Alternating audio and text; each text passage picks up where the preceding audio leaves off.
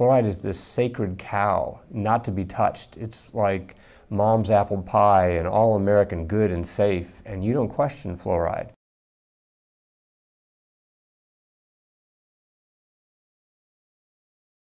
Paul Connett, Professor Emeritus of Chemistry from St. Lawrence University in Canton, New York, and now the Executive Director of the Fluoride Action Network. 14 years ago, my wife put a bundle of papers down on my table and said, "Dear, would you read these?" And I said, "What is it?" And she said, "Fluoride, fluoridation." I said, "Take that stuff away. These people are crazy." At that time, I felt that fluoridation was all cut and dried, it was safe, it worked well for teeth and so on, no problems. After I read the papers, the scientific papers, I was really rather humbled and embarrassed, because I realized that this impression that I was walking around with, that there was no issue here, there was no debate, was clearly not true. There were very serious questions. One of the issues that concerned me greatly was how low the level of fluoride is in mother's milk. It's actually as low as 0.004 parts per million, which means that a bottle-fed baby in a fluoridated community where the parents make up the formula with fluoridated tap water is going to get 250 times more fluoride than a breastfed baby. And I felt then, and I feel now, that nature wouldn't have screwed up on something as fundamental as what a baby needed for healthy growth. And as I read more, I realized that there were some serious health concerns here. And as I read still more, it was clear that there was no difference in tooth decay between fluoridated and non-fluoridated countries. And also, even though most people have been persuaded that everybody is doing it, and you could argue that most people are doing this in the United States, but most people in the world are not doing it. Most countries are not fluoridated. 98% of Europe is not fluoridated. The majority of countries are not fluoridated. In fact, there's only 8 countries in the world that have more than 50% of their water fluoridated. So the odd men out are the people that fluoridate. If you get chance to talk to an audience with an open mind, an audience that's prepared to listen, it doesn't take very long to persuade them that this is a very silly practice. It's a bad medical practice. When you think about it, once you put it in the water, you can't control the dose. Once you put it in the water, you can't control who gets it, which means the very young, the very old, the very sick, the people with impaired kidney function, the people with poor diet. And also, there is no individual supervision. There's no doctor checking to see if there's any side effects. And if you believe in fluoridation, that you believe that there's this single drug in the world that has no side effects. It would be absolutely remarkable if fluoride had no side effects. And the only way they're able to maintain this very unlikely position is that they're not doing comprehensive health studies in the United States to see if communities that are fluoridated are experiencing greater health problems. Are they experiencing arthritis?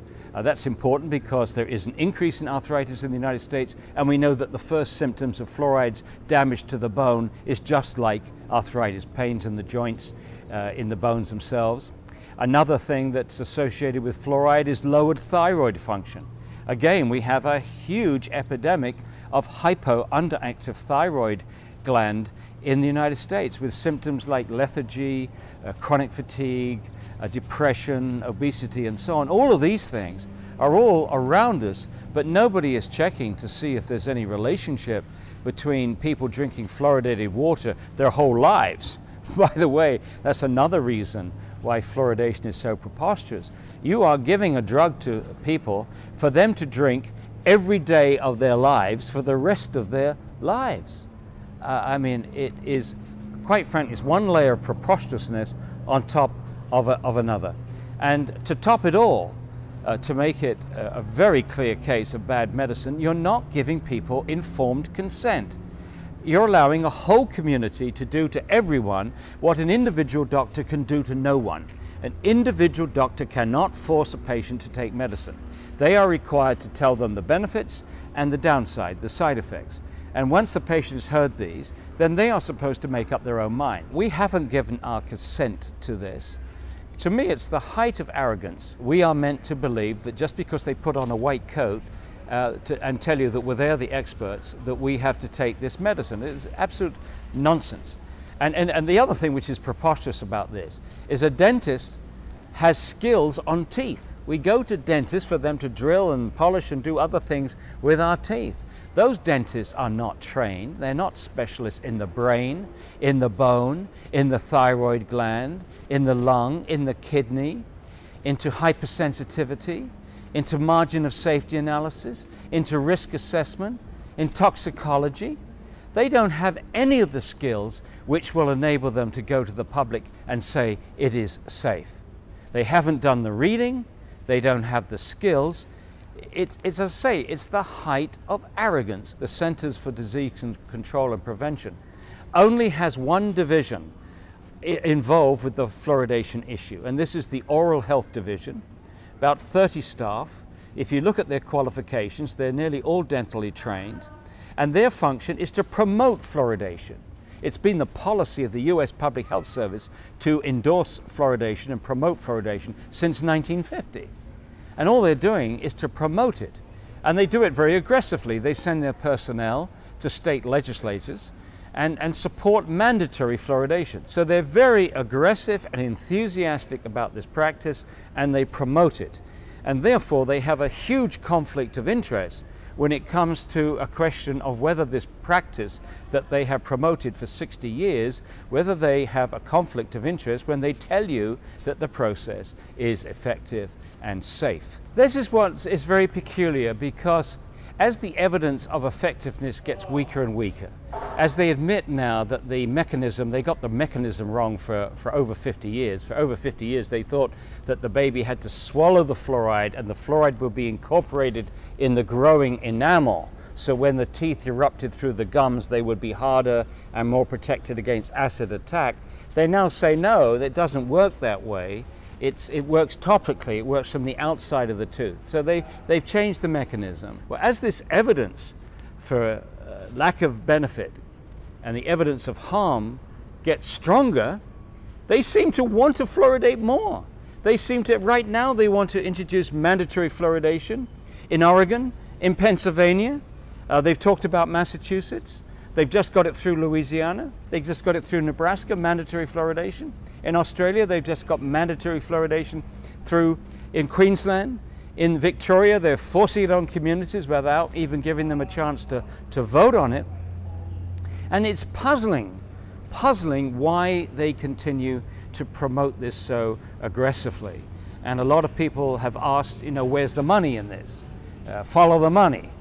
Well, it's difficult, you know, which there are many industrial interests that use fluoride. They may be worried about liability. We have sugar interests. They've always wanted to reduce tooth decay without reducing sugar consumption. So for them, fluoride was the magic bullet. We have the pharmaceutical industry and others using fluoride in dental products. They may be worried about liabilities. The American Dental Association may be worried also about liabilities because they've endorsed these fluoridated products, and if it's shown that fluoridated water causes problems, then all these other products are also liable. But I think the real issue here is loss of credibility. I think the US Public Health Service and all its minions, the NIH, the Department of Health and Human Services, the CDC and so on, have all promoted fluoridation so aggressively, so enthusiastically. Every Surgeon General has endorsed fluoridation since 1950. And I think now they feel that if they admit that they were wrong, that this is going to harm their other public health projects. My advice to them is the way to minimize liabilities is to stop fluoridation in the name of the precautionary principle. That way you don't admit to anything. You're not saying we think that fluoride damages bones and that's why we're stopping, because if you did it that way, then the lawyers would be jumping up and down across the country and having lawsuits for everybody who's had a hip fracture, everybody's got arthritis, everybody's got lowered thyroid function. So I think that's the way. As you know, Bill Hersey at the EPA said it very well. He says they're riding a tiger and they don't know how to get off. You know, they've told everybody for years that it's safe and effective, and it's neither, but they don't know how to admit up to that. But as I say, I think careful application of the precautionary principle would get them out of a tight corner. You've got two choices. Either they're aware but they're frightened of telling the public and admitting this, or they're totally, utterly incompetent. They can't read. I mean, all you've got to do is to read the literature. The open literature, there's a lot on fluoride's damage to the bone. There's a huge amount of literature now on fluoride's damage to the brain. And incidentally, there is no argument about fluoride's ability to damage the body. It's a known highly toxic substance. Millions of people worldwide have had their bones wrecked and other tissues impacted by natural fluoride. We've known forever that it interferes with enzymes, interferes with other aspects of biology and biochemistry. And it's also very clear and well established in literally hundreds of articles from India and China and other parts of the world which have high natural levels that people's lives have been ruined by exposure to fluoride. Skeletal fluorosis, damage to the brain, damage to the kidney and other things, well established. The only argument that's left is there an adequate margin of safety between the levels which cause this harm in the literature and the levels at which people are exposed in a fluoridated community? Now, I would state quite clearly and categorically that there is no adequate margin of safety to protect everyone in society drinking fluoridated water. So it's a practice that should be ended as soon as possible. And it's not as if we don't know that it's harming people. There are 32% of American children, and this is a study conducted by the Center for Disease Control in 2005, admits that 32% of American children have dental fluorosis, which indicates that they've been overexposed to fluoride, not just in fluoridated water, but from all sources of fluoride, dental products, air pollution, some foodstuffs, and of course fluoride in water, and also fluoride in the foods and beverages which have been prepared with fluoridated water. You add all that up, and our kids are being overexposed to fluoride. And their gamble, always they say that dental fluorosis is a cosmetic effect. Nonsense. It's the first indication that the body has been poisoned by fluoride. And the open question is what other tissues have been damaged. You know, as far as thyroid function is concerned, doctors in Europe between the 1930s and the 1950s used to give patients sodium fluoride tablets to lower the activity of the thyroid gland. What's it going to do to somebody who's has normal thyroid function, or someone who's already got low thyroid function or borderline thyroid function? I think it's reasonable to suggest that it could make things worse, and yet they're not looking at that. It's reprehensible, it's irresponsible, but it all goes to point to the fact that right now they're more interested in protecting this policy and their credibility than they are interested in protecting the health of the citizens of this country and the other citizens in other fluoridated countries. The EPA has no jurisdiction per se over water fluoridation because they don't have any jurisdiction over the additives, the chemicals added to water. That comes under the National Sanitation Foundation, a private entity, would you believe. What the EPA does is to regulate pollutants or contaminants of the water. They set a safe standard for any contaminant, any material that's likely to end up in the water when water percolates through rocks. So there's a standard for arsenic, there's a standard for lead, and there is also a standard for fluoride. And since 1986, that standard has been 4 parts per million. And the National Research Council, who did their review at the request of the EPA and funded by the EPA, after 2.5 years came back and said the 4 parts per million standard is not protective of health, and you should do a new health risk assessment to determine a safe MCLG. MCLG stands for maximum contaminant level goal. That is the safe standard based upon the best science with an appropriate safety margin put in to protect everyone, because the Safe Drinking Water Act should protect everyone, the standard. Well, after 4 years plus, the EPA has not done that, and yet the calculations are relatively simple. The National Research Council did all the work that they were requested to do. Nearly all the endpoints that they need are there. The levels which cause those endpoints are there. All they have to do is to take those endpoints and apply standard procedures, and if they would do that, then the MCLG that they would come up with would be far less than 1 part per million, And of course, if they did that, it's the end of water fluoridation. So the EPA, if they did their job, would be able to end water fluoridation tomorrow. But you can imagine in Washington, if that happened, it would be like a volcano from the US Public Health Service. So right now we believe that the US Public Health Service is trying to keep the lid on the EPA to not, or delay and delay and delay that final determination of the MCLG. Well, you know, in the last couple of years we have a new president, and one of the things that President Obama has said is, I want to see scientific integrity and transparency in our regulatory agencies. I want them to do their jobs honestly, because of all the scandals about industry influence and pressure, the pharmaceutical industry on NIH and CDC and so on.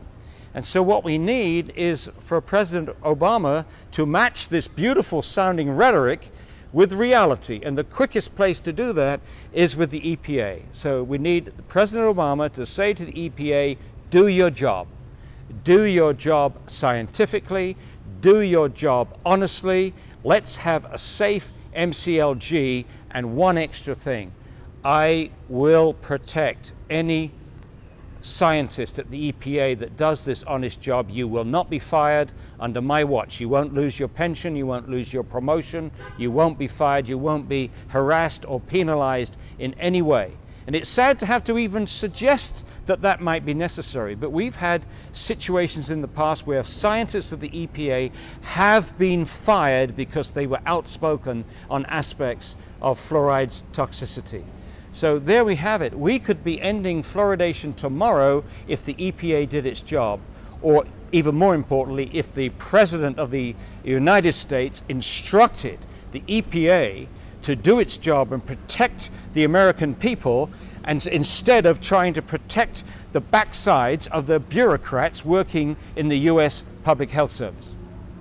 It's not just the future of water fluoridation that I'm concerned about. I am concerned about the future role of honest science in government.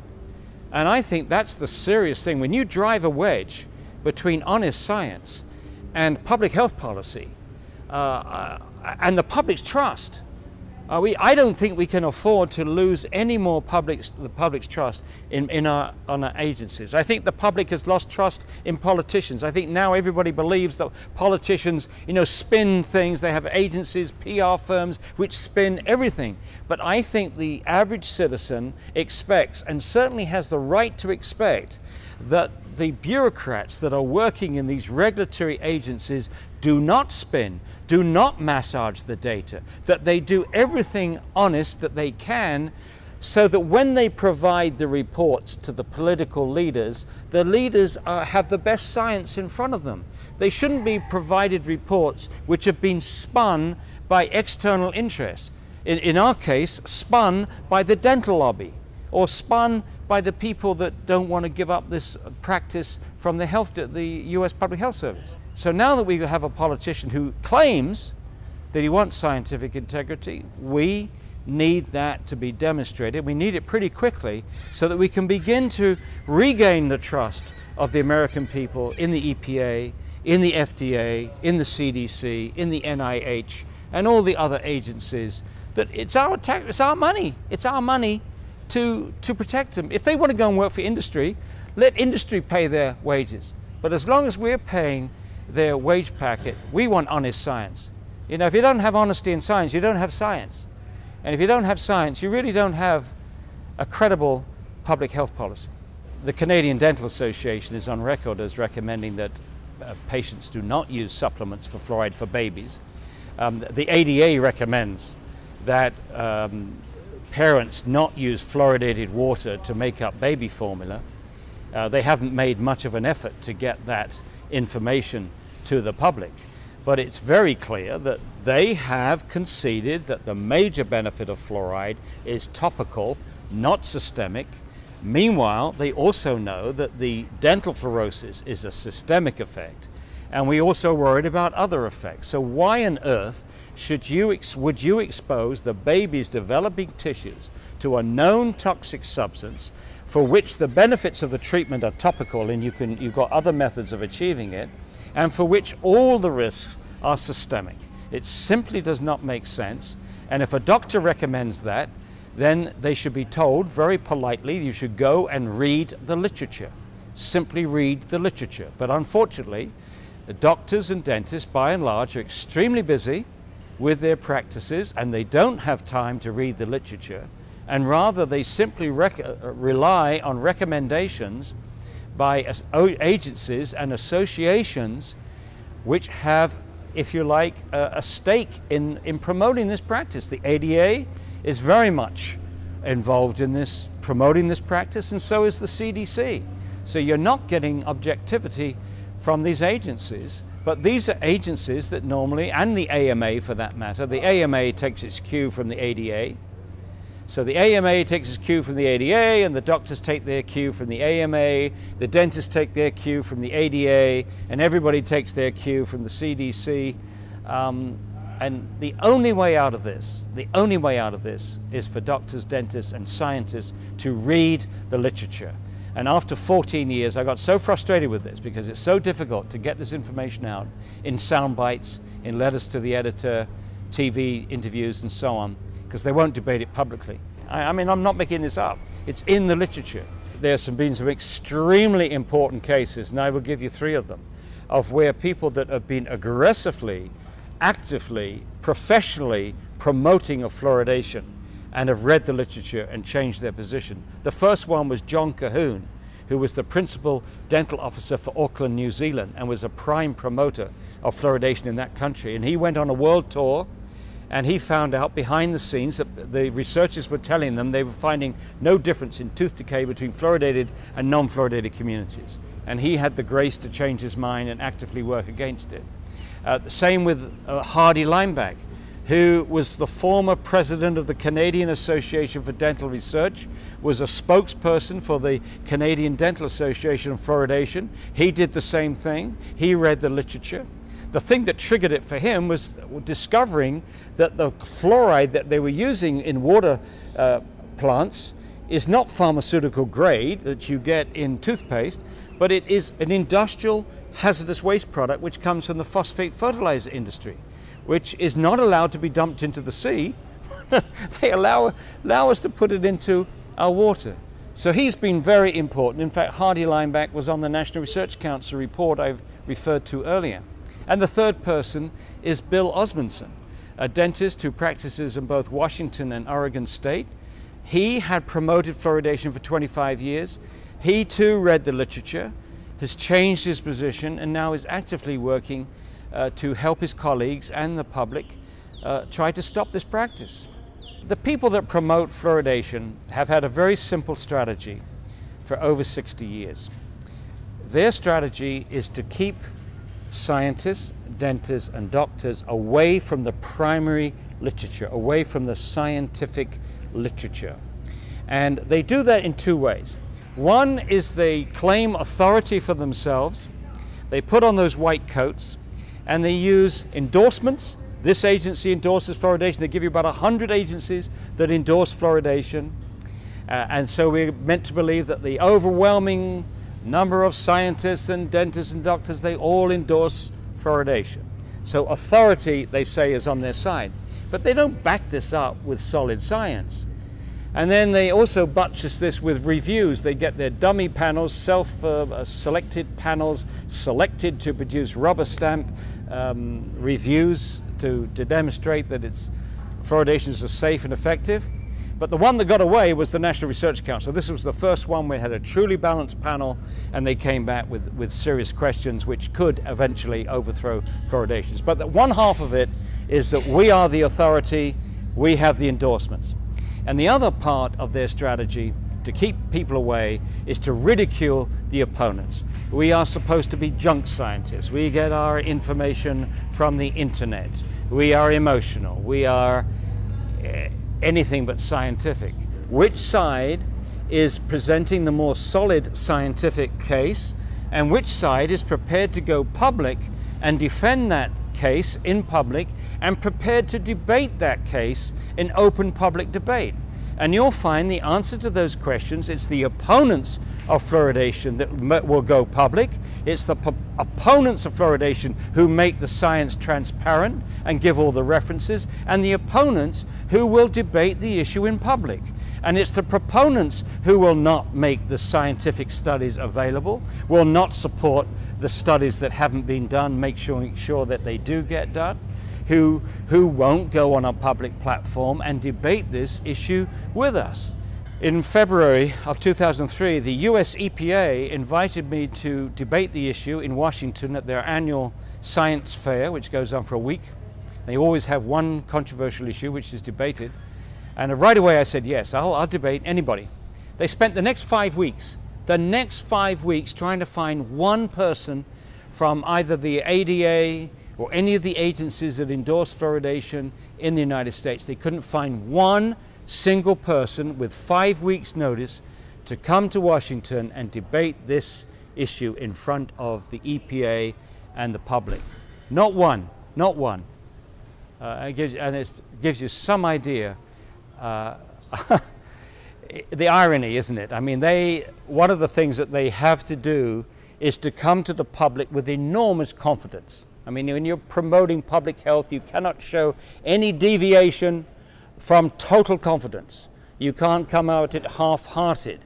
But there's such a gross juxtaposition of this enormous confidence when in a solo platform they promote fluoridation with enormous enthusiasm, and the lack of confidence when it comes to defending their position against someone like myself, and I'm not the only one, on a public platform.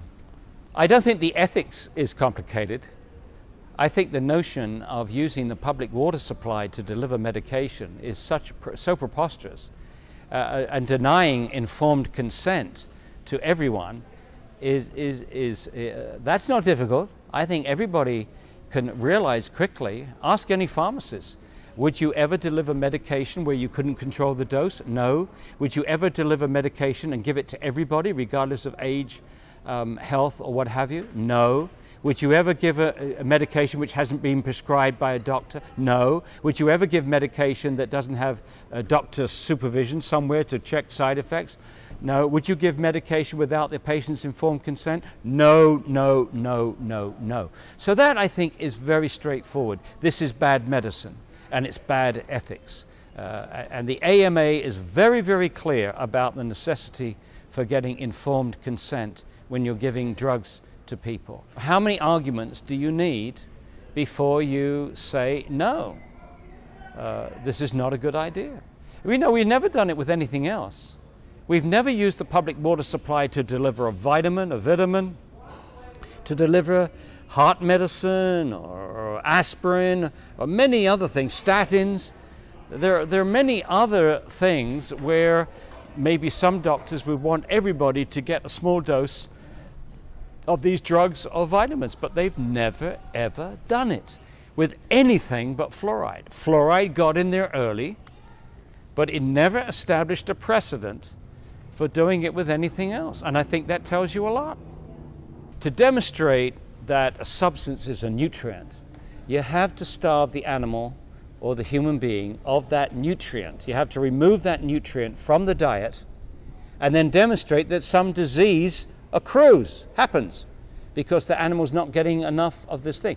If you can't demonstrate that, then you're not dealing with an essential nutrient. Fluoride is not needed for any tissue in the body. Instead of this being one of the top 10 public health achievements of the 20th century, what it actually is, one of the top 10 public health frauds of the 20th century. And I don't use those words lightly. Let me say it again. Fluoridation is one of the 20th century's top public health frauds. This story could have been written by Kafka or Lewis Carroll or Hans Christian Andersen. The emperor has no clothes, remember? I know we're right, and I'm not prepared to keep quiet when I see an injustice here. And I've also been very inspired by the people that have come before me and the people at the grassroots level that are actively working days and days of their lives, unpaid and often insulted, often digging deep into their own monies. There's a lot of good people working on this, and we're all pretty determined to have justice done and seen to be done. And the last thing that we're prepared to do is to lose this by default. If you want to win this argument with us, then do it in open debate. Do it by answering our scientific questions with scientific answers, with all the references attached.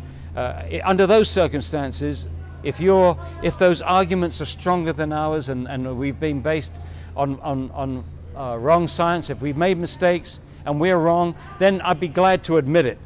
But we're not going to accept this by default. We're not going to genuflect before pompous names, or names, these big names, or just because they wear a white coat and say they're the president of this or the president of that or the archbishop of this church or what have you. That's not the way science is done. That was the way science was done in Galileo's time, when the Pope told Galileo, get down on your knees and tell me you don't see sunspots when you look through a telescope. You can't do that anymore. Authorities cannot tell scientists what to find. You have to base your science on what you find, on observations, on data, not on political theories or upholding a policy. That's not science. It doesn't make sense to drink it, to put it inside your body if it works topically. If it works topically, then brush your teeth with toothpaste, fluoridated toothpaste. But don't drink it. Don't expose every tissue in the body, and for that matter, don't expose people that don't want it. It makes as much sense to put fluoride into people's drinking water as it would to swallow sun lotion. You would be laughed out of court if you suggested that. And in the same token, people that suggest putting this known toxic substance that works topically, if at all, into the drinking water, which is inviting systemic exposure to every tissue in the body, that also should be laughed out of court. As I said before, the emperor has no clothes. Our right to choose is being violated. No one's asking us if we want this stuff in our water. They're just dumping it in. And the last time, I checked, when it comes to medicine, you cannot forcibly medicate me. That has to be something I decide. I have a responsibility as a resident in my city to say, you know what, you're infringing on our rights when it comes to our ability to choose. Communities of color, and whether it be Black and Latino, are more likely to live in areas where they are fluoridated. And also, because of all of the different health problems that Blacks and Latinos have already, regardless of the fluoride, it gets, their health conditions get exacerbated. We're hoping that what will take place is that some of the social workers in the community and those who work with especially teen mothers will make sure that each mother learns and knows that when it comes to your drinking water, it's fluoridated. So that means that you shouldn't allow your child to drink this water. But the problem is these are low-income mothers, and the question becomes, where do they get their unfluoridated or fluoride-free source of water? And it's a very good question, because financially, is it even possible for them? People who hear about this are totally surprised, because they've been raised to believe that fluoride, period, is good for you. It's going to turn out to be the next radium scandal or the next tobacco scandal. And once this hits the fan, I think people are going to be totally demoralized. And I think that's the concern that the EPA, the CDC, and the ADA have, that all of these people who have been trusting them for so many years are just going to give up with all the trust and regulate the crap out of all of the regulators. And it's sad, because that's where we are nationwide. We're regulating the regulators now. That's how bad it's gotten. There are a lot of things that have been touted as benefiting the neediest people, and we found later that it had nothing to do with the neediest people. It just had something to do with profiteering off of someone's weakness or someone's unfortunate position in life. And that's what I think this whole thing with fluoridation is about.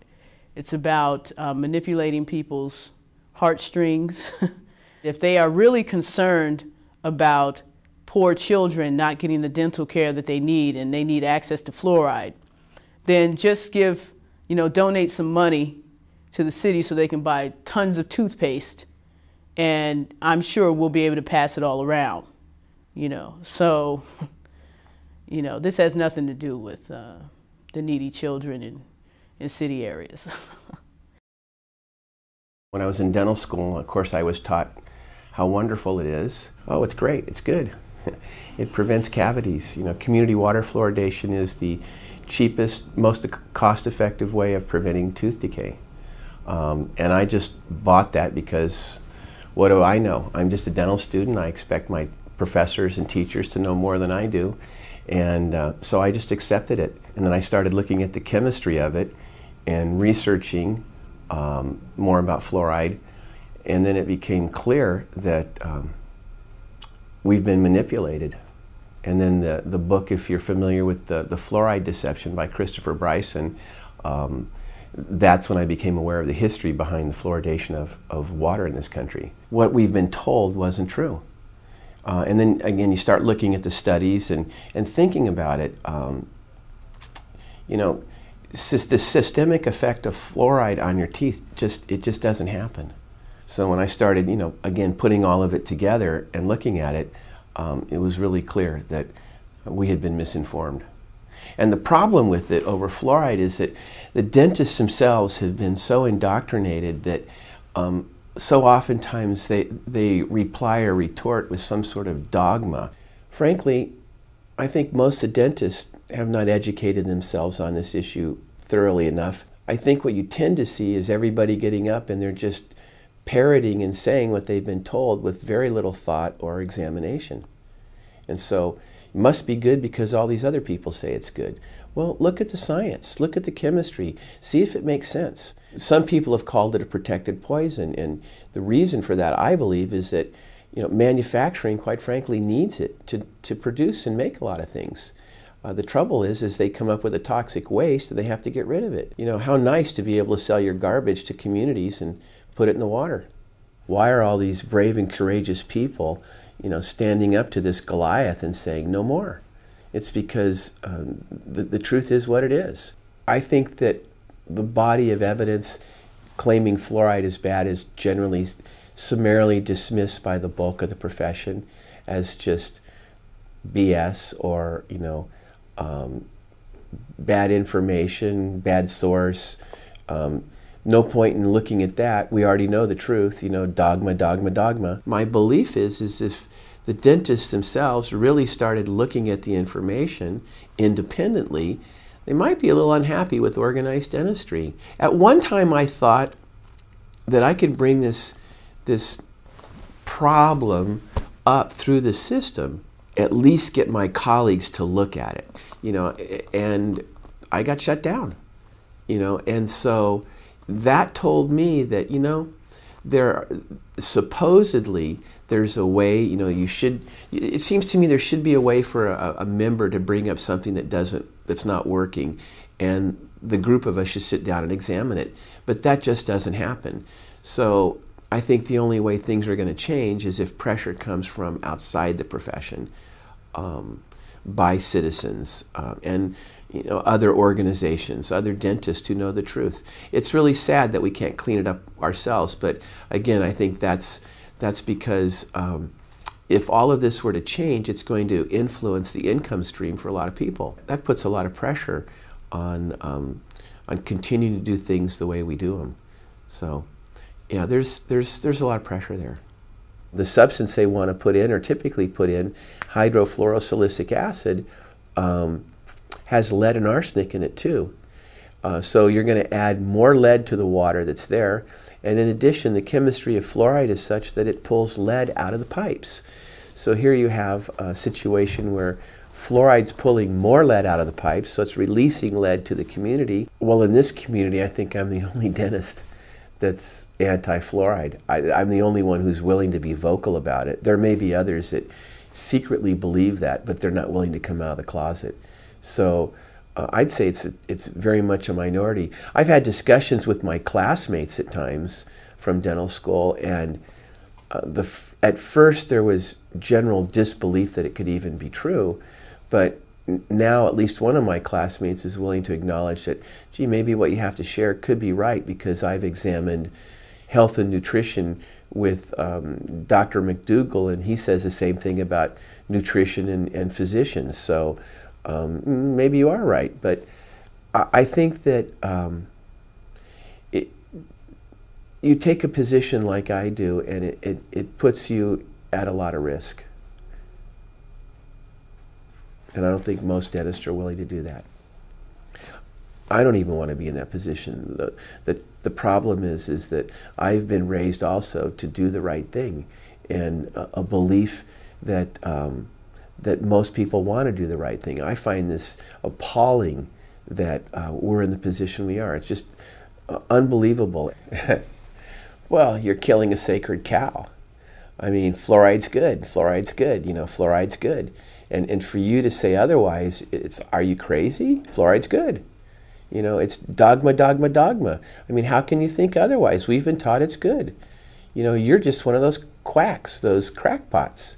Matter of fact, my cousin gave me some anti-fluoride literature to me, a few years before I went to this conference, and he said, listen, I don't know anything about this. I've got people that are telling me fluoride's not good, and you say it's good. Read this stuff. So he handed me this stuff. I read it, and I said, this is garbage. It's good. Fluoride's good. I mean, I used to believe that too, until I got to look at the science. And you look at the science, and it's indisputable. It's bad. And you know, it's maybe a minority position, but it's the truth. You know, fluoride is bad. It's not a topic that most dentists sit around and talk about anyway. It only comes up at, you know, city council meeting type things. And I know, you know, it was really hard the other night at the city council meeting, because I gotta tell you, several of the dentists that got up there are acquaintances and old friends of mine, and I'm sure that they find it very discouraging for an old friend, former board member, to get up there and shame them on what they're doing. I hate to be in that position. I mean, there are other people that have reversed their positions too, because they have the wherewithal and the guts to examine the literature and say, you know, maybe we're wrong about this. Maybe this is true. And when you start to see the studies and you do the work, you go, whoa, this is wrong. But then, you know, most dentists are just not doing that. It just isn't happening. When I first came to Santa Cruz, I was definitely pro-fluoride, and I was amazed that the patients here didn't want fluoride. I could not believe that. What do you mean you don't want fluoride? It's good stuff. And so I met resistance from patients right away, which began to sort of tweak me. When I worked in Los Angeles, you know, you tell somebody you need fluoride, you need this, you need that. Okay, doctor, thank you very much. Not here. This community questions authority. And I think that's what it takes. I was very surprised that patients didn't want it. I couldn't believe it. You mean you don't want fluoride? Wow. So, you know, a lot of patients we wouldn't do fluoride for. And, but, you know, it was that attitude that caused me to wonder if I was doing things right. And, you know, as you start looking at it, the patients themselves oftentimes bring the education to the dentist. And they have to be brave and willing enough to do that, because the dentists are certainly not going to get the education through their own professional organizations. So I think if patients persist in bringing this up over and over and over, perhaps we'll reach critical mass and get what we need to have happen. I know that we're really harming people, and I also know that my colleagues are very well intentioned, and then they've been misled. And it's like having, you know, the lone voice in the forest. And, you know, I don't question, you know, I don't question that what I'm doing is right or wrong. I know what, you know, I know that what we're doing is right, that this is a bad thing. And it's just, it's beyond me that intelligent people wouldn't sit down and really take a thoughtful look at this. You know, that's what I have trouble with. You know, people who do what I do, they're looking for the truth. You know, and it's about the truth. I mean, this is insane. This is craziness. It really is. You know, putting this chemical in the water. I mean, even if we could accept it worked, why do we have to put everybody else at risk? When you go and you look at the history about this, this information's been known for 60, 70 years. It's been repressed, and people, good people, have lost their jobs and their careers just by doing the right thing. This fluoride controversy has been going on from the get-go. And people were voicing the same concerns 50 years ago that they're bringing up today. This isn't new. And the same old.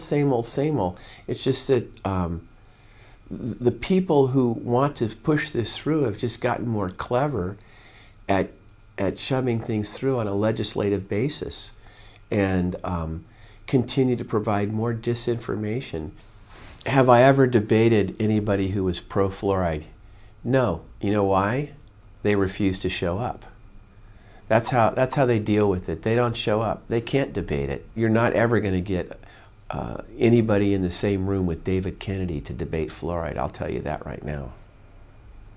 He's a walking encyclopedia, and he knows his stuff and won't be intimidated. But no, you know, they don't show up. We've invited them time and time again to be on the radio or have a forum. No one shows up. I got involved in fluoridation because as an instructor and a professor and a teaching master in the water treatment training business, I had a student come to me and say, "You didn't have the right information. You should take a look at some of the new information." I was just flabbergasted, and I wondered how many people in the water treatment industry knew how they had been hoodwinked. So when I started to speak to operators in the last 7 years, I started to tell them about these hazards and the problems with their systems. And this was echoed in stories told back to me by the operators. And a lot of operators came to me clandestinely and said, "You know, I also have observed health effects because I've been handling the concentrated form of these chemicals. I have problems with arthritis-like symptoms. I can't work in fluoride rooms because when I do, there's a sensitization and I have to be removed." And I felt that treatment plan operators as a whole weren't being represented. Nobody was listening to them. So I started to survey them, and I found out that overwhelmingly, once they found out the truth about the hazards of the substance they were dealing with, and the fact that it really doesn't do what it's supposed to do, that is dental decay prevention when ingested, many of them questioned whether or not we should be putting that substance in the water. In fact, emphatically, most of them said, "Let's get it out." Every time I speak at a public hearing, I'm not seen as some nut job. I'm seen as somebody who teaches their plant employees, the guy who their people get instruction from, and those are the same people in their communities that they rely on to provide safe drinking water. So there's a bit of credibility when I speak, but more importantly, there's awe when they find out the truth of what's going in the drinking water. Hydrofluorosilicic acid, the chemical waste product from the phosphate fertilizer industry. This is a substance that simply goes from a processing plant into a tanker truck and is delivered to a water treatment plant in my community. And my counselors at the time were astonished that this product could even exist. And when they asked their own municipal engineers whether this was so, those engineers confirmed the fact, believing that the substance that's going in the water is somehow a pharmaceutical grade or some well-prepared, purified extract is completely false. This stuff comes filled with heavy metals. I have one certificate of analysis that shows upwards of 34 parts per million of lead in the shipment that was delivered to a municipality, not mine, but just down the road. And lead is a prohibited substance in the province of Ontario from being added to drinking water. It doesn't matter that it gets diluted 180,000 times in the process. Who would stand at the top of a water tower and deliberately add lead, a known human carcinogen, to the drinking water? And if I had done that, even as a certified operator, I would have been arrested immediately. There is no difference except the argument of dilution. I had spent, 25 years teaching students at the point I was enlightened. And my training was that fluoride was a compound simply added to the water for tooth decay prevention. This was the common thought.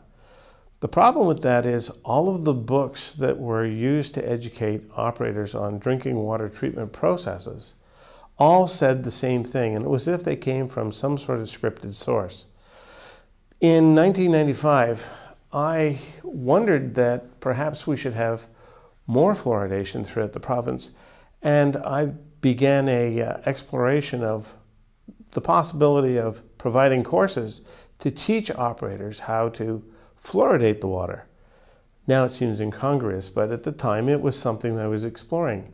And I was one of the few CDC trained water engineers who have been able to provide CDC related training to operators about how to fluoridate drinking water supplies.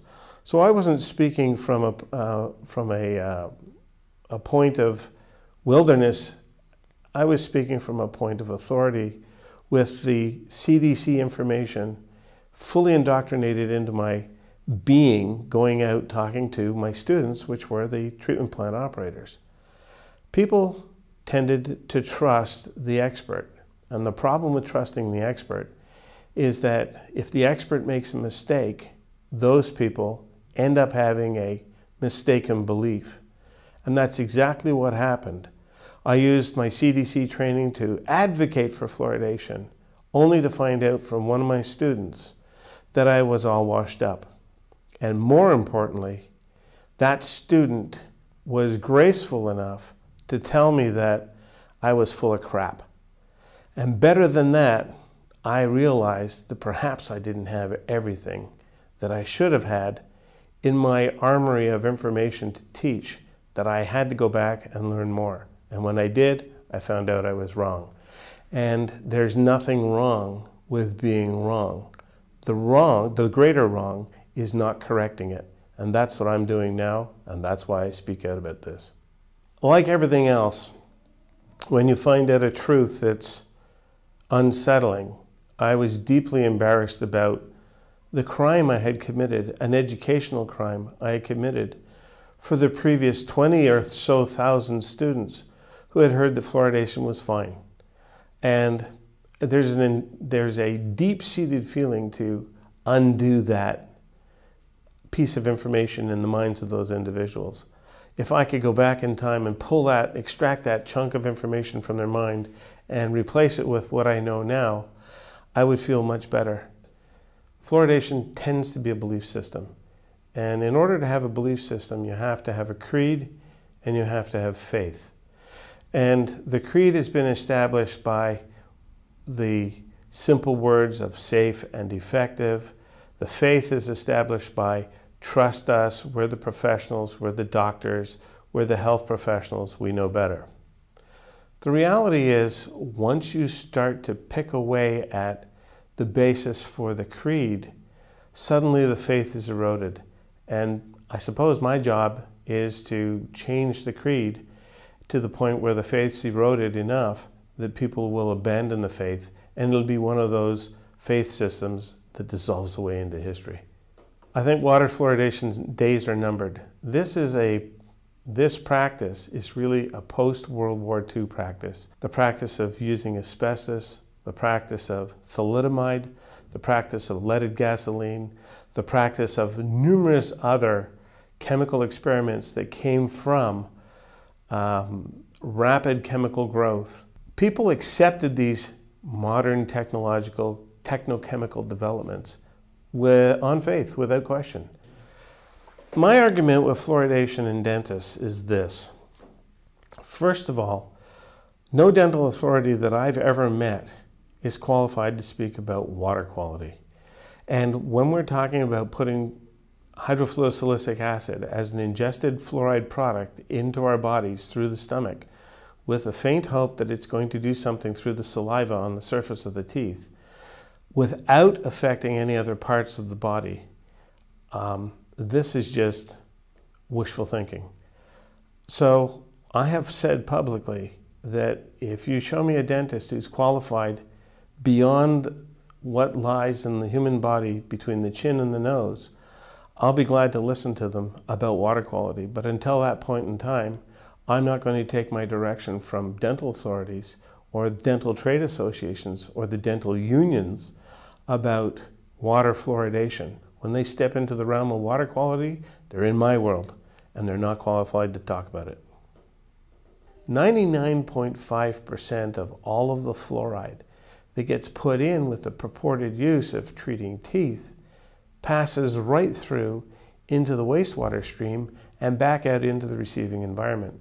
The main component of hydrofluorosilicic acid is water, 75%. The other component, the 25%, is the actual hydrofluorosilicic acid active ingredient. However, there are small percentages also of hydrogen fluoride and heavy metals, and the heavy metals include primarily lead, arsenic, cadmium, mercury, and the more alarming thing for me are amounts of radionuclides, which are radioactive components that are scrubbed out of the stack gases. The entire treatment process is done before hydrofluorosilicic acid gets added, and then we deliberately degrade it with this stuff. And when we degrade the water quality, we are not delivering the best water quality that we are capable of. We're delivering it at some standard that's less. And I believe that my neighbors, my family, my friends, all deserve the best water quality that the technology that we can afford. And hydrofluorosilicic acid just goes the wrong way. The problem with this stuff is that we can't dispose of it on the land. We can't dispose of it readily into a receiving stream. So the only other alternative is to find a alternative use for it as a product, or treat the waste on site to neutralize its effect. Well, the treatment of the waste is expensive. It's far more profitable to take it out and truck it around the country and discharge it through the water treatment plants into the water systems, through people's guts, and ultimately back to the water systems, because all of the wastewater that is in the community gets washed down the pipes through the sewage plants and then out into the receiving streams and lakes. If I had the same tanker truck that rolled across the border into Canada from a fluoride phosphate plant in Florida, discharge into the Niagara River its entire load, there would be an environmental disaster. There would be a hue and cry for the driver, the discharger, the owner of the product, the producer, etc. But to do it inside a treatment plant is perfectly legal. So we're creating a situation where we're just going to poison everybody slowly because some industry doesn't want to treat its waste. I'm John Martinelli, president of S. Martinelli & Company. When I basically went public with my opposition to the Watsonville's plans to fluoridate the municipal water supply, we received quite a bit of feedback from our consumers. I would say about 90% of the people that we heard from were supportive of our position in opposition to fluoride. But we're also saying, you know, if you have fluoridated water in your product, we're not going to be able to buy it anymore. And they're very, very concerned for all of the health reasons that we should not have fluoride in our product. And so it's been very difficult to overcome the perception that the consumer has that if Watsonville fluoridates, that Martinelli's apple juice is going to have fluoride in it. And that is absolutely not the case. We don't have any water in our apple juice products. However, we have a whole line of products that we've introduced just in this last year that have water as a primary ingredient. Those products really represent a lot of our growth opportunity. And one of the things that I didn't have a chance last night to make the point with the city council because they cut me off and didn't give me enough time to talk.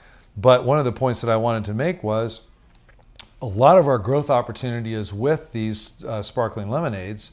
And we're trying very hard to grow our business in this community and employ local people. We want to grow our business and we want to grow it in Watsonville, but I can't do it by putting fluoridated water in our new product lines. We're absolutely not going to use fluoridated water in any of our products or our process.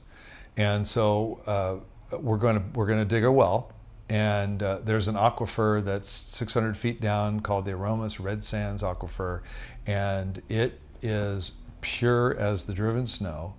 And it's been tested, but it happens to be the same aquifer that the city of Watsonville has tapped into for our municipal water supply. We're going to have our own well, and we are going to put that water in our lemonade products and use it in our process, and it will have 0 fluoride in it. So it's going to be expensive and time-consuming, and something that I wouldn't otherwise have to do if if they weren't going ahead with this fluoridation effort. Just as a concerned member of the community, I mean, I've had people come up to me after those meetings saying, John, even if you get your own well and you solve your own problem, please don't abandon us because, we need your support and we need help making sure that this doesn't happen just for the people. And I really believe that unfortunately I've been thrust into a role where I've become a spokesman for this. It's not something that I relish. It's not something that I want to do.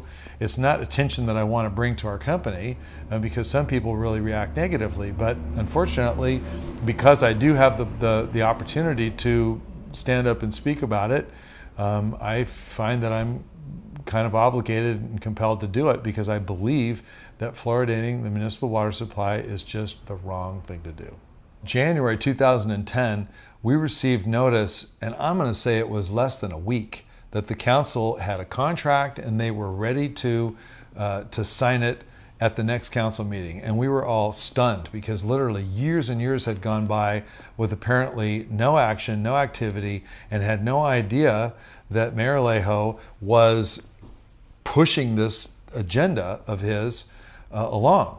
And so we had to scramble. It's my understanding that the state law, the state mandate that requires that communities fluoridate if they have 10,000 water hookups and funding is offered by another source other than the local community, that law trumps our local ordinance, which was Measure S, was voted on and passed. The will of the people was to not have fluoridated water, and that should be honored. So we are just shocked and appalled that our state government believes that they know more than we do and that they can impose their will and force fluoridation on a community that doesn't want it. My grandfather was the first one in this community to oppose fluoridation back in the 50s.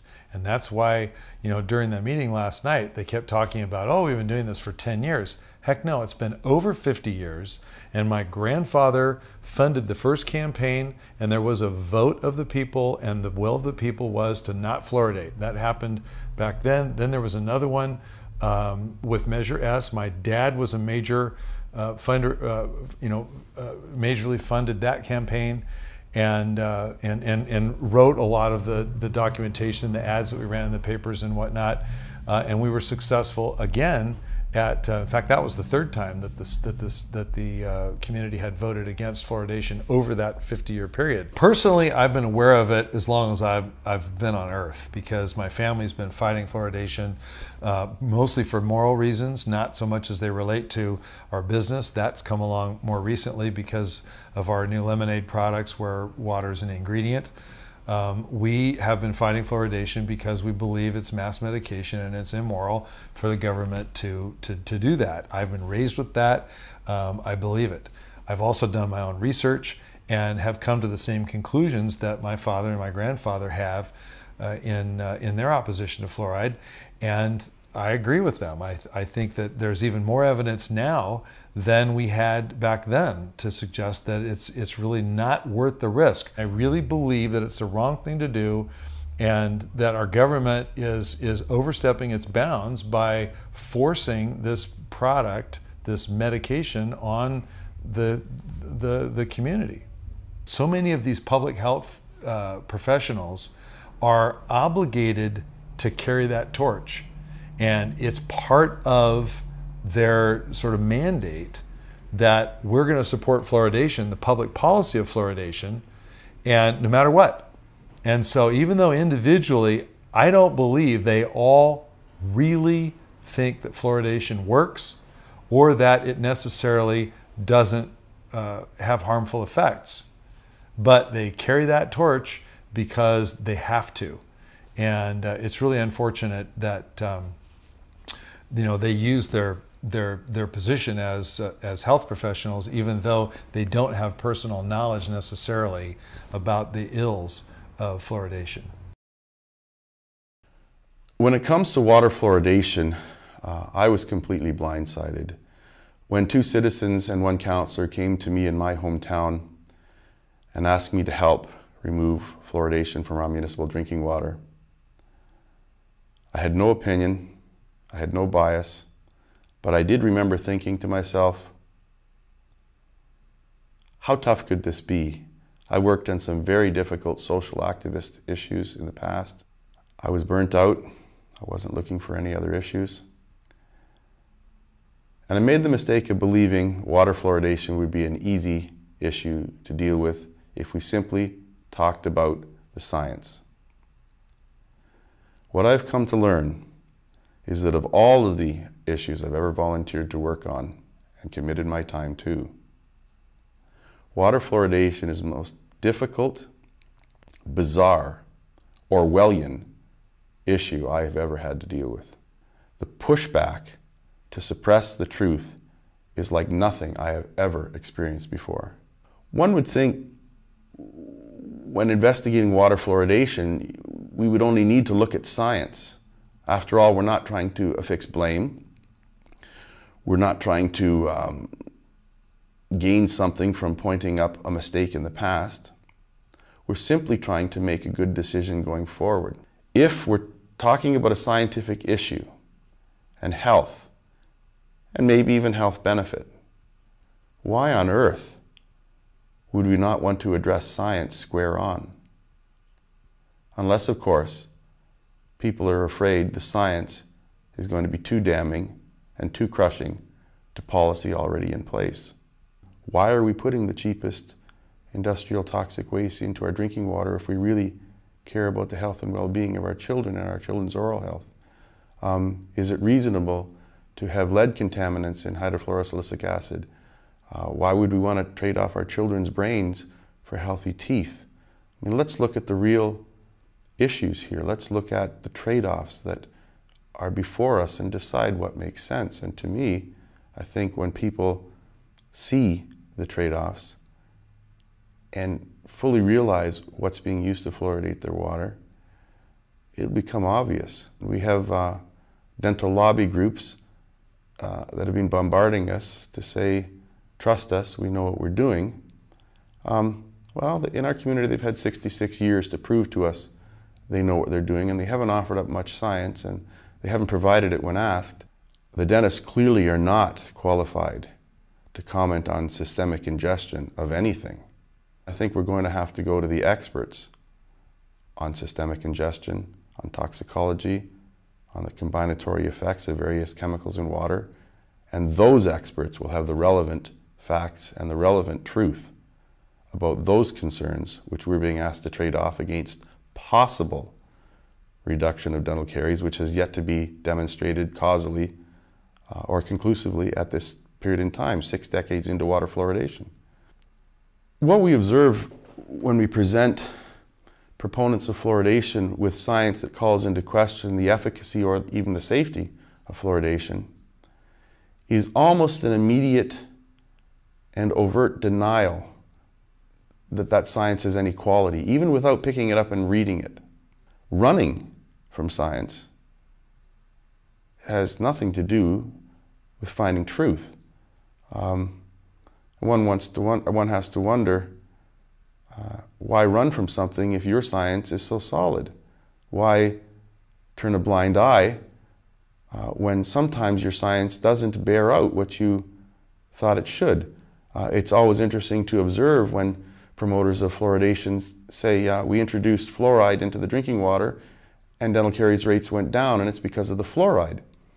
And then you say, well, what about where fluoride was introduced into the drinking water and dental caries rates didn't go down? In fact, maybe they even went up. Well, there's something wrong with that study because fluoride was in the water. That's not a sound or fair way of assessing science when you throw out data that doesn't bear out the results you're hoping for. It's helpful when considering water fluoridation to also consider the precautionary principle. That principle being, if in doubt, don't do it. If in doubt, leave it out. For those who say we should continue to fluoridate our water on the chance that it might be reducing dental caries, in my mind, the precautionary principle would say consuming the co-contaminants arsenic, lead, mercury, radionuclides offers a perfect opportunity to consider the precautionary principle. Perhaps we should stop consuming those things bundled with hydrofluorosilicic acid and its silicofluorides until such times as we have overwhelming evidence that there's any benefit. When one reviews the history of water fluoridation, it's quite interesting how the architects of the marketing of water fluoridation conducted themselves. Instead of putting science out front to sell water fluoridation to the public and convince the public that it's warranted, in fact, what happened was a belief system was constructed. Edward L. Bernays, who was hired to market water fluoridation by the polluting industries, was very clear in his statement when he said, we know we cannot talk about the science behind water fluoridation. So what we must do is we must find white coats to promote water fluoridation. And once we have those white coats promoting water fluoridation, whenever anyone wants to talk about the science, we'll simply point to those white coats and say, well, if it isn't good for you, why would they say it is? That's not a discussion about science. That becomes marketing. And it's a very smart thing to do because we all know that it's much more difficult to deconstruct a well-placed, well-lived belief system that's entrenched for many decades. However, it's much easier to have a rational debate where science trumps science until we get to the truth. Yes, there's good science and there's bad science, but we're quite capable today to evaluate science on its quality and its merits, and we need only do that to deconstruct water fluoridation. The problem is the belief system has been entrenched in the public's mind for more than 60 years. So when one wants to add fact into a belief system that does not dovetail neatly and comfortably into that belief system, the human response is to reject the fact rather than realign the belief system. In psychological terms, that's called cognitive dissonance. We simply can't package something that doesn't sit well for us, makes us feel too uncomfortable, and may keep us up at night, because after all, it would be very nice to go to bed thinking and believing. There are others out there, the dental associations, public health, Health Canada, who are looking after our well-being while I'm sleeping tonight. But to believe that perhaps they've made a gross error and are now not willingly going to admit that doesn't sit well. So it was very, very smart to work with belief systems and construct belief systems because they're very difficult to deconstruct, as I've said. And what we have to do is be willing to set aside biases and sit down at a table as friends and neighbors and discuss science. Some people who say the science is too difficult to understand, then let's bring in people from both sides of the issue, proponents and opponents of water fluoridation, who are qualified to comment on the science, on the chemistry, on the systemic ingestion, on the biology, on the physiology. on the statistics, on the methodology. They can help us understand what is good science and what is bad science. And from there, we can make the decision based on the science in front of us, whether it's worth the risk. To me, that's the fairest resolve to deconstructing what I believe to be a myth that has been carefully constructed over 6.5 decades. People sometimes will also ask, why would somebody purposely want to harm us? I don't necessarily think anybody purposely wants to harm us, but I do think if somebody's whole reputation as an industry and as an institution, for example, dentistry and dental associations, is built and predicated upon endorsements. First and foremost, look, Mom, I have no cavities, fluoride. If that were found out to have been an oversight or a mistake, it would absolutely shatter the institution's credibility going forward for any future endorsements. That's got to be very frightful for an industry, and I understand that. But an industry's reputation cannot be set in front of public's health and well-being. Public health, unfortunately, falls into the same dilemma. If public health is found to be misguided all these decades simply because they relied on the opinions and the endorsements and the name dropping which permeates the fluoridation story and seems to be used to trump hard science, if they simply have depended on others and people find out that public health isn't actually firsthand vigilant, doesn't actually do research themselves, and in fact doesn't even have and understand much research when we ask them for it, those institutions fall, people panic. Those institutions fall, people question when, if ever, do we trust those institutions again. So there's a lot of cognitive dissonance revolving around the fluoridation issue. And I don't think people know quite what to do. I think they would like to come clean. I think they would like to have a reprieve, have a meeting of the minds where we can simply say, all right, let's try it and see what happens. Let's turn it off and let's look very closely. After all, if it is, as you say, one of the 10 most successful disease treatments of the 20th century, then it does warrant a few dollars of conscientious research. We've turned it on. We did what you said. You said you were doing research. You haven't. Nothing of import, nothing of conclusivity that it has merit. Let's turn it off. Let's spend a few dollars. Let's do some significant research and see if dental caries rates do rocket, do go off the scales, do rise to new heights. If they do, the dentists were right. If they don't, there's no reason we should be continuing with this practice any longer, especially with the health harms that we're starting to see associated with it. When it comes to the future of water fluoridation, I'm quite sure that water fluoridation practice will certainly meet its end, and a well-deserved end. That's not to say it may come soon. It might. But I am sure it will come eventually. If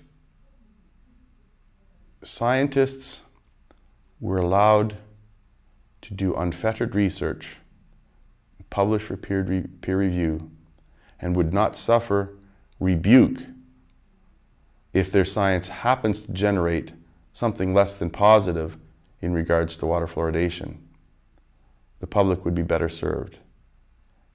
As it stands right now, most scientists who are not finding positive result to water fluoridation are ostracized and outed and segregated from their scientific community. Oppression should have nothing to do with good scientific research. If someone's research happens to show something that the pro-fluoridationists don't find favorable, it should be looked at. It should not be ignored. It should not be refused publication. The scientists should not be outed or refused tenure. It should be looked at as pure science. People who are wanting to discuss water fluoridation are often met with elected officials running in the other direction, and they're often perplexed by that. But if you think about it for a moment, by and large, because water fluoridation is born on a belief system rather than science, you have on average about half the population that swings one way and the other half swings another way when it comes to whether we should or shouldn't fluoridate. Elected officials are very aware of that. If they are to take a stand on water fluoridation, it means they are to effectively divide their potential electorate in half. Elected officials aren't scientists. Many of us have been looking at this for years. We have a 20-minute meeting with them, and we expect them to get their head around it in 20 minutes. They can't. It's overwhelming. From what I see at this juncture in my 4.5 years of fighting fluoridation, the science is increasingly more solid about the health harms. However, it's being totally denied by the promoters of water fluoridation. Unfortunately for myself and my family, I'm a full-time activist on the water fluoridation issue. I don't know how long I'll be able to sustain that, but I'll do it for as long as I can, or until the issue resolves itself. I would love for this battle to end.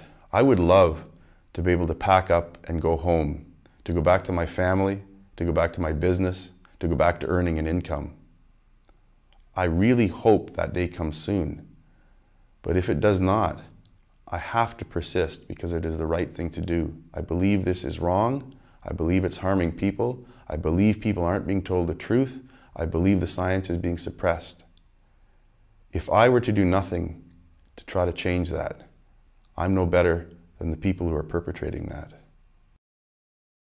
I've known about fluoride for years and years, but since it was never in my water, I didn't do much about it or think about it much. But they've put it in my water now. Now I'm activated to do something to get it out, this fluoride. It's poison. The newspaper will not publish one word about it where I am. So I've concluded the only thing I can do is one-on-one. So for instance, I always carry a couple of copies of the newly released DVD called Professional Perspectives on Fluoride. I carry a couple of those around in my purse. So I'll be in a restaurant and I'll be, you know, the server's coming and she'll say, "Do you want water?" And I'll say, "Well, is it fluoridated?" And usually they have no idea, you know, what, huh? You know, so then I tell them, "Don't you know anything about fluoride in the water? That it's really bad for you?" "Well, I thought it was good for the teeth." They'll go like that, see? So eventually I get around to asking them if they would mind if I made them a present of this DVD I happen to have here. And they'll take it, you know, and in good humor. So that's one way I do it. Another, I'll meet friends. And one friend I met, "You're not always welcome this way." She says, "Oh, you're on a crusade." And so what could I do? She walked away. So I wrote to her and I said, "Yes, I'm on a crusade. That's how important this is." The other way is I just decided I would go to the top. I've written to the president, I've written to the governors, different governors, I've written to my own governor, I've written to vice presidents and the executive editors. I try to go to the top thinking that it's no use going to anybody lower down. They're only obeying orders. Now it looks to me like even those at the top are only obeying orders because they never reply, or when they do, they always say the same thing. "Well, it's been proven over time that it's very good for children's teeth. It's safe and effective, safe and effective." Same form. So you never get a decent reply from any executive ever. The most important thing I can do is spend my time. I write letters. That's about the only thing I can do. I'm not a scientist. I can't do any research. I can talk about research, but there's even a limit to that, because since I'm not a scientist, I may misquote, you know, that sort of thing. You get to be a pest, and it can get to you if you take it personally, but I don't care. What I'm trying to do is more important than whether they think I'm a pest. So if I think I've gone that far with them, well, I just leave them alone for a while, you know. But it's important to follow up to see if they actually watched the DVD. Because sometimes they say they have, and if you kind of question them a little bit, you find out they haven't.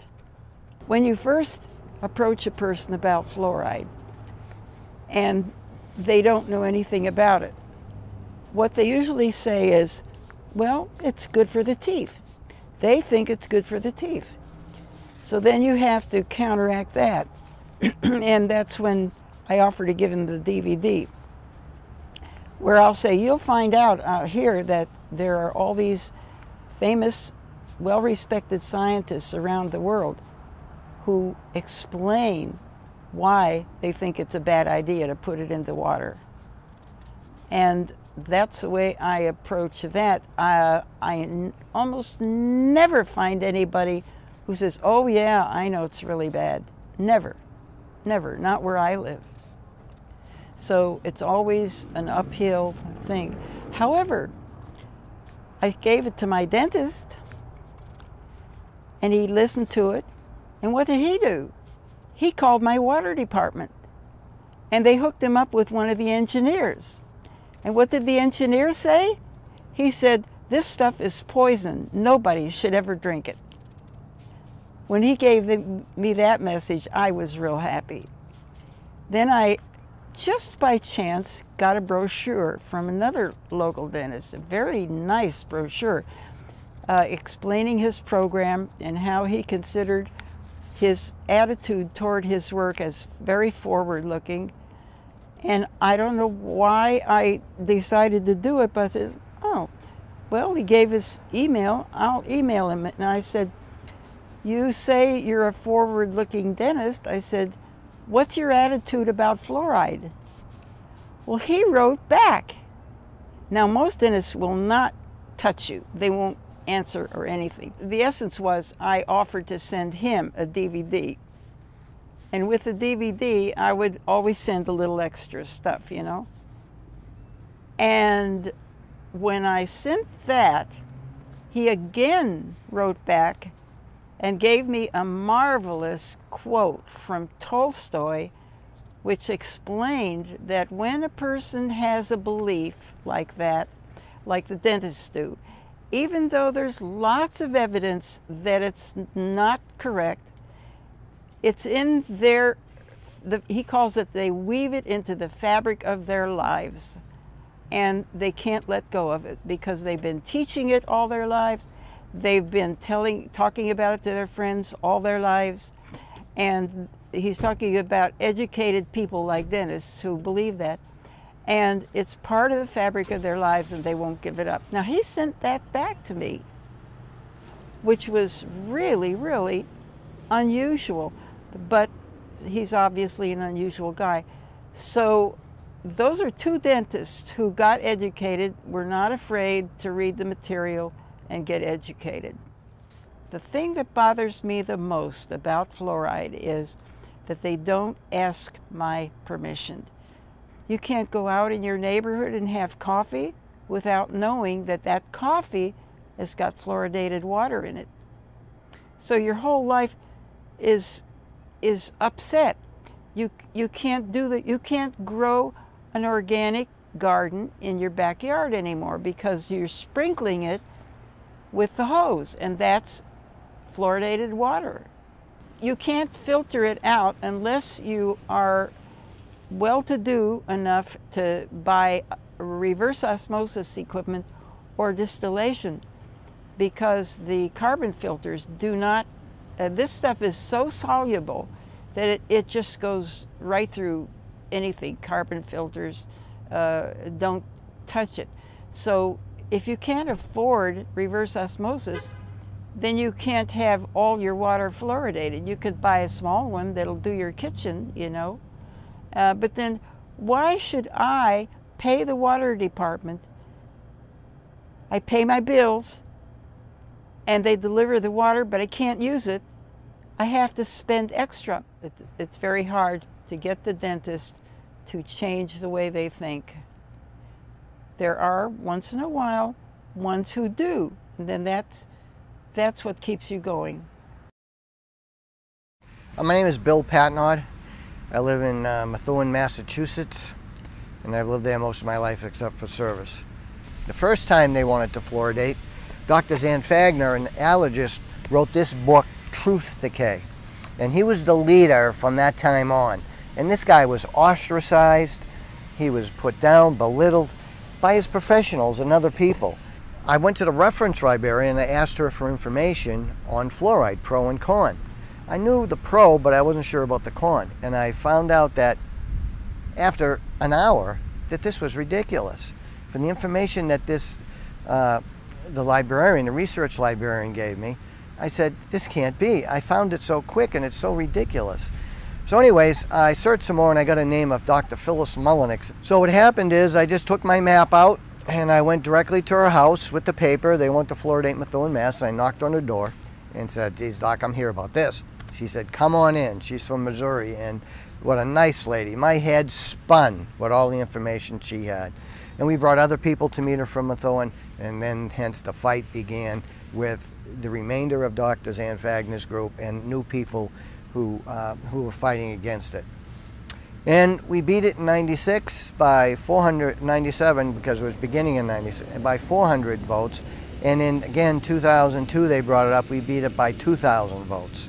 People just, you know, came up and they just listened. I mean, sure, there was those diehards, fluoride's wonderful, this and that. But, you know, to beat them by 2,000 votes when they were pushing it in their dental office, even the hospital that was in Methuen was pushing it and had signs out for it. And we still beat it because the people listened. And that was the best thing. It's like a mission. It's like when you find out how bad it is, you just can't turn away. Every time I see a mother pushing a baby carriage, I say, how can I let that kid down? I can't. And we just can't do it. We were talking one day, and someone made a joke of it. What if social scientists said, hey, let's save all the marriages in the world and put aspirin and Viagra in the water? I mean, it's ridiculous. Question authority. You can read, you can write, you can process information. You went through the school systems. Don't let anybody tell you they're the authority and they know best. Well, I tell everybody every day. I hate to say it, but I nearly got in a fight, a few fights in a bar talking about fluoride. I guess I talked to one guy, had one too many. But let me tell you, I mean, it's sort of risky. It's sort of risky, you know? You got to go up there and say you got to be strong, and you got to listen to the person on the other side you're trying to convince too. I put up a sign. It's a professional sign, 2 of them. I held one coming, going during commuting. We held one had one posted in the center of the town. Fluoride's toxic. $2,000 to your charity if you prove otherwise. My name, my number, a website. And guess what? Not one dentist, one lawyer, one doctor, one pediatrician. Nobody called except my state senator, and said, Bill, I tried to collect it, I couldn't. I said, Steve, of course not. I think I'm giving away $2,000. I just want to get people's attention. Could have been $1 million. It wouldn't have made a difference. It's toxic. Oh boy, what keeps me going? It's just from the heart. It's how the spirit moves me, how we care about people, how I feel about myself. I have to look in the mirror and face myself and say, am I doing the right thing? Am I being ethical and moral? Am I helping my community out? Am I the type of person I really want to be? So each day I go out, hand things to people, talk to people, and let them know. Oh yeah, sometimes you get down and you get upset, but gee, you know, if you give up, you're done. So There's no profit in giving up. I was telling people about it, and they said, Billy, you're really getting into this thing, you know? So I try to tell jokes and keep it light and mention it. And now my friends even joke back at me about fluoride. And they believe, but it took a while. I mean, they're good and open people, but it takes a while because the 50 years that it was pushed. And of course the authority, the dentists with the white jackets, of course they know better than we do. But we know that doctors make mistakes, and we really believe they've been lied to. And the propaganda it's pressure on them to produce what the ADA wants them to say. And you know, I feel bad for them, but at the same time, we have to take them on and head on and tell them how we really feel. I feel a responsibility to the people of Methuen and the surrounding areas to let them know what I know about fluoride. I got to know a lot of people that way. In fact, just walking in a restaurant the other day, I didn't know who the guy was, and he says, I know you. You're the guy against fluoride. And I said, yeah, and in fact, I'm going to a conference next weekend to learn more about it. And he was sort of shocked. Even my mechanic, when I dropped my car off before I came here, I said, yeah, Bob, you got to get this ready and, you know, fix everything you can because I'm going up to upstate New York on a fluoride conference. He said, you are? I says, yeah, you still fight? Absolutely. So when people hear that, I think he even gave me a break on my bill. When people hear that you're still out there fighting, they tell other people. And, you know, and they believe you. It's more valid that you're continuing the fight. We have one dentist in Methuen, I know this from talking to mothers passing out flyers, that he recommends not giving their kids fluoride.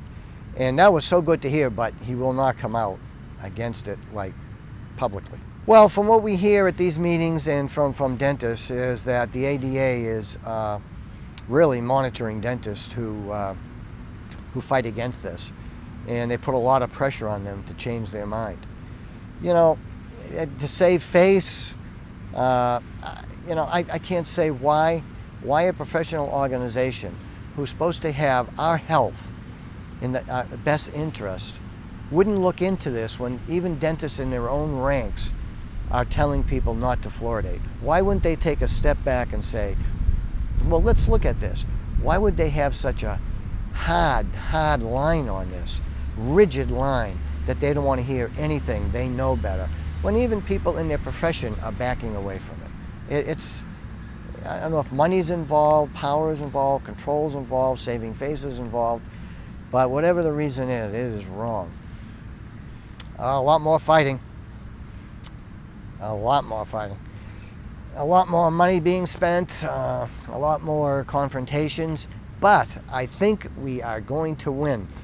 But the only way we can win is if the people listening to this will take the time to look at the issue, look at the freedom of choice, look at the science, and decide. They have to take control of their life, their children's lives, and do the right thing for them, for their own health and their family's health. Don't just kowtow to professionals and authority. Check it out. Like I said before, you learned how to read and write, you learned how to process information. Trust yourself. Trust yourself and challenge these people. Like I told one of my councilmen, I said, you know, you're giving your kids these fluoride pills. These are toxic. Ask your pediatrician. A month or so later, he came back, Bill, I asked my pediatrician about the toxicity of these pills I'm giving my kid.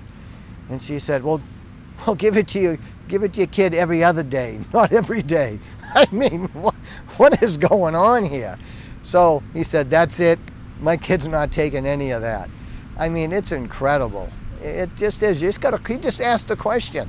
And that was his answer. And right away he said, that's it. So you have victories. You have victories. You got to fight for them, but you have victories. And you can wake up every morning, look in the mirror and say, hey, well, before you go to bed, you look in the mirror and say, hey, I did something good today. And you just feel good within yourself and your heart.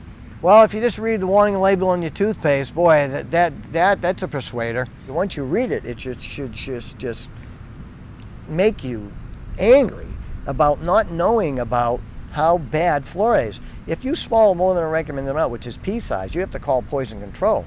Where's informed consent on this? Where's informed consent when your child is sitting down getting a fluoride treatment? If they swallow it, they can get sick or die. They don't tell people about this.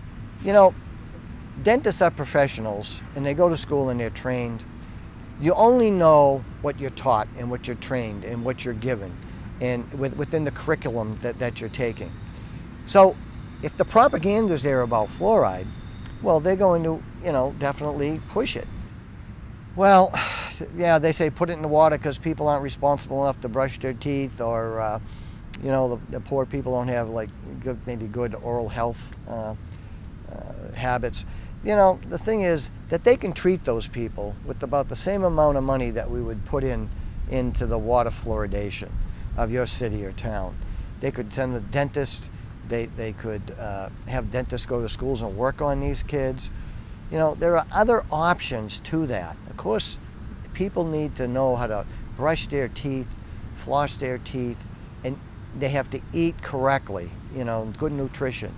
And that should be checked at school with the nurse to help those individuals out and those families out. You can give them toothpaste. There's a lot of things you can do than fluoridating the water and having the whole community ingest this stuff. Yeah, I stopped counting because my wife gets too angry at me. I don't tell her anymore. I spent over $30,000 fighting this so far. And that includes copies, ads on TV, the radio, sending stuff out, traveling, doing a lot of different things. But let me tell you, I wouldn't change it. I'd spend $60,000 if I could. It's a fight that needs to be fought, and people have to stand up and fight against it. Like I was in the service in Nam, and my friends passed away. And I'm gonna let them down? No way. Well, of course you get angry, and there's one time I had to go before the city council. It was a big meeting. A lot of firemen were there and everything, but I got on about closing down fire stations. But the thing is, I was there and I said, look, this pediatrician who spoke about fluoride, he didn't tell the truth. As far as I'm concerned, that DR in front of his name means denial response, because this individual did not take time out to look at both sides of the issue, and he's pushing this toxin on us, and it's wrong, and I had to say something, and I went there and I said what I had to say. Of course, a lot of people were astounded that I would say something like that about a pediatrician within our community. But you know, you got to get angry once in a while and just tell them what you think.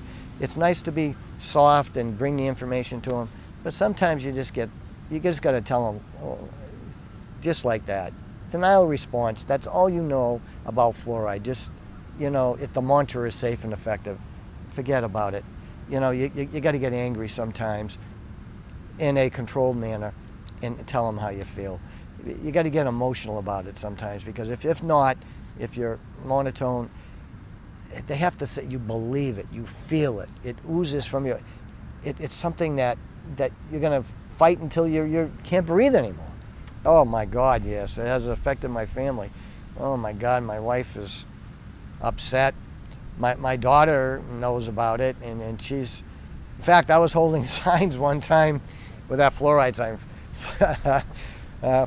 Fluoride's toxic, $2,000 to charge. I was holding signs by myself out, and one of her girlfriend's mothers picked her up, and they stopped at the stop sign right across from me.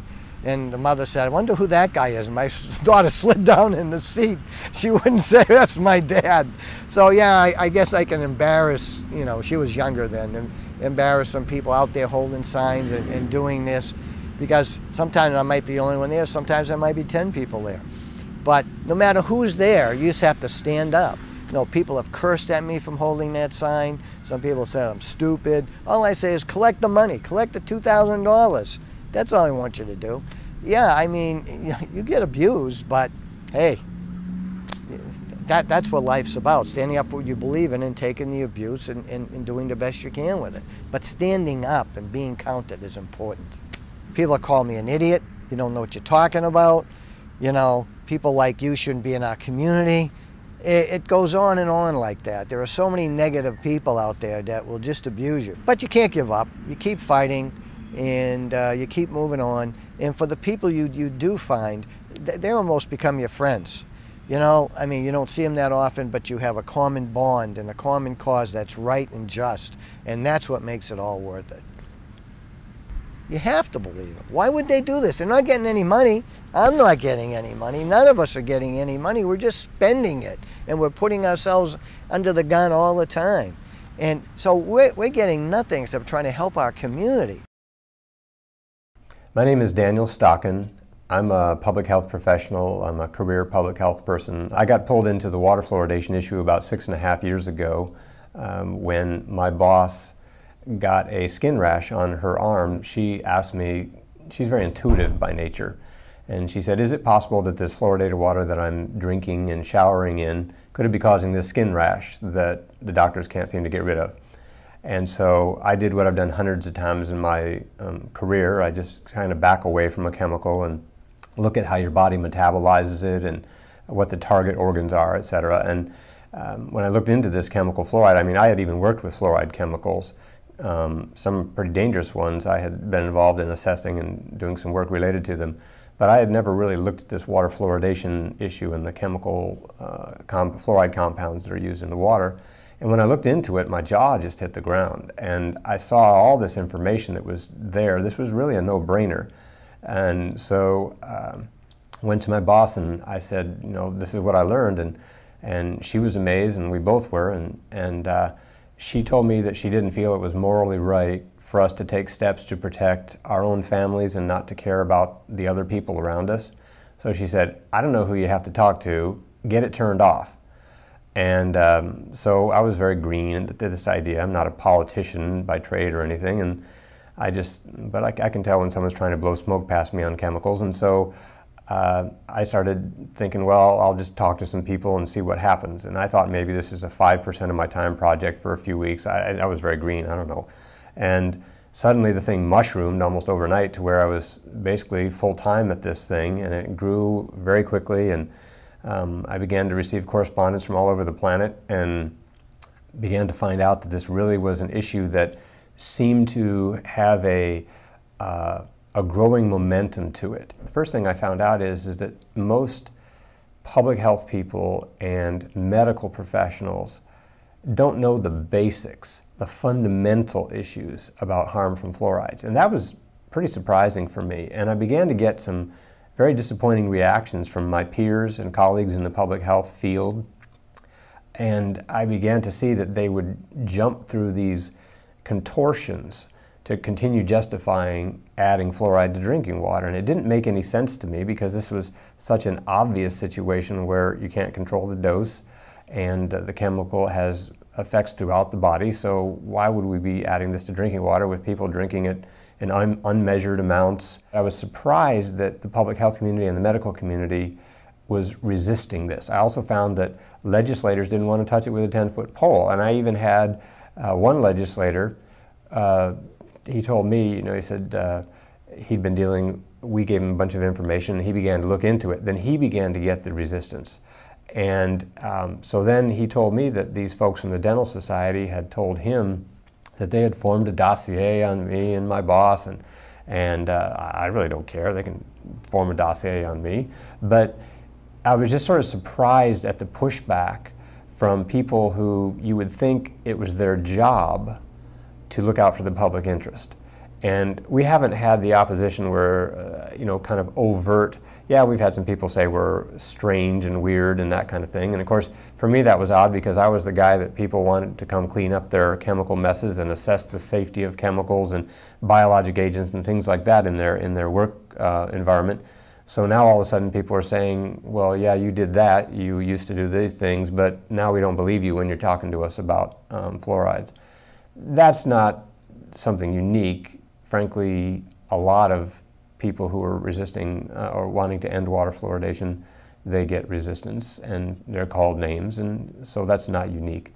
But it has been part of our experience that the resistance, it's a kind of resistance that's not so much overt as it is they question your credibility, they question your information that you have, and they even question common sense, which for me was really strange. I mean, I can understand if there was an issue with a real questionable issue of nuances about a chemical's properties and things like this. But the fundamental issues about dose and exposure and susceptible populations, these were not difficult concepts certainly for the health-trained and the science-trained people to deal with. So what I found out really is that people are not dealing with this in an intellectually honest manner and in a scientific manner.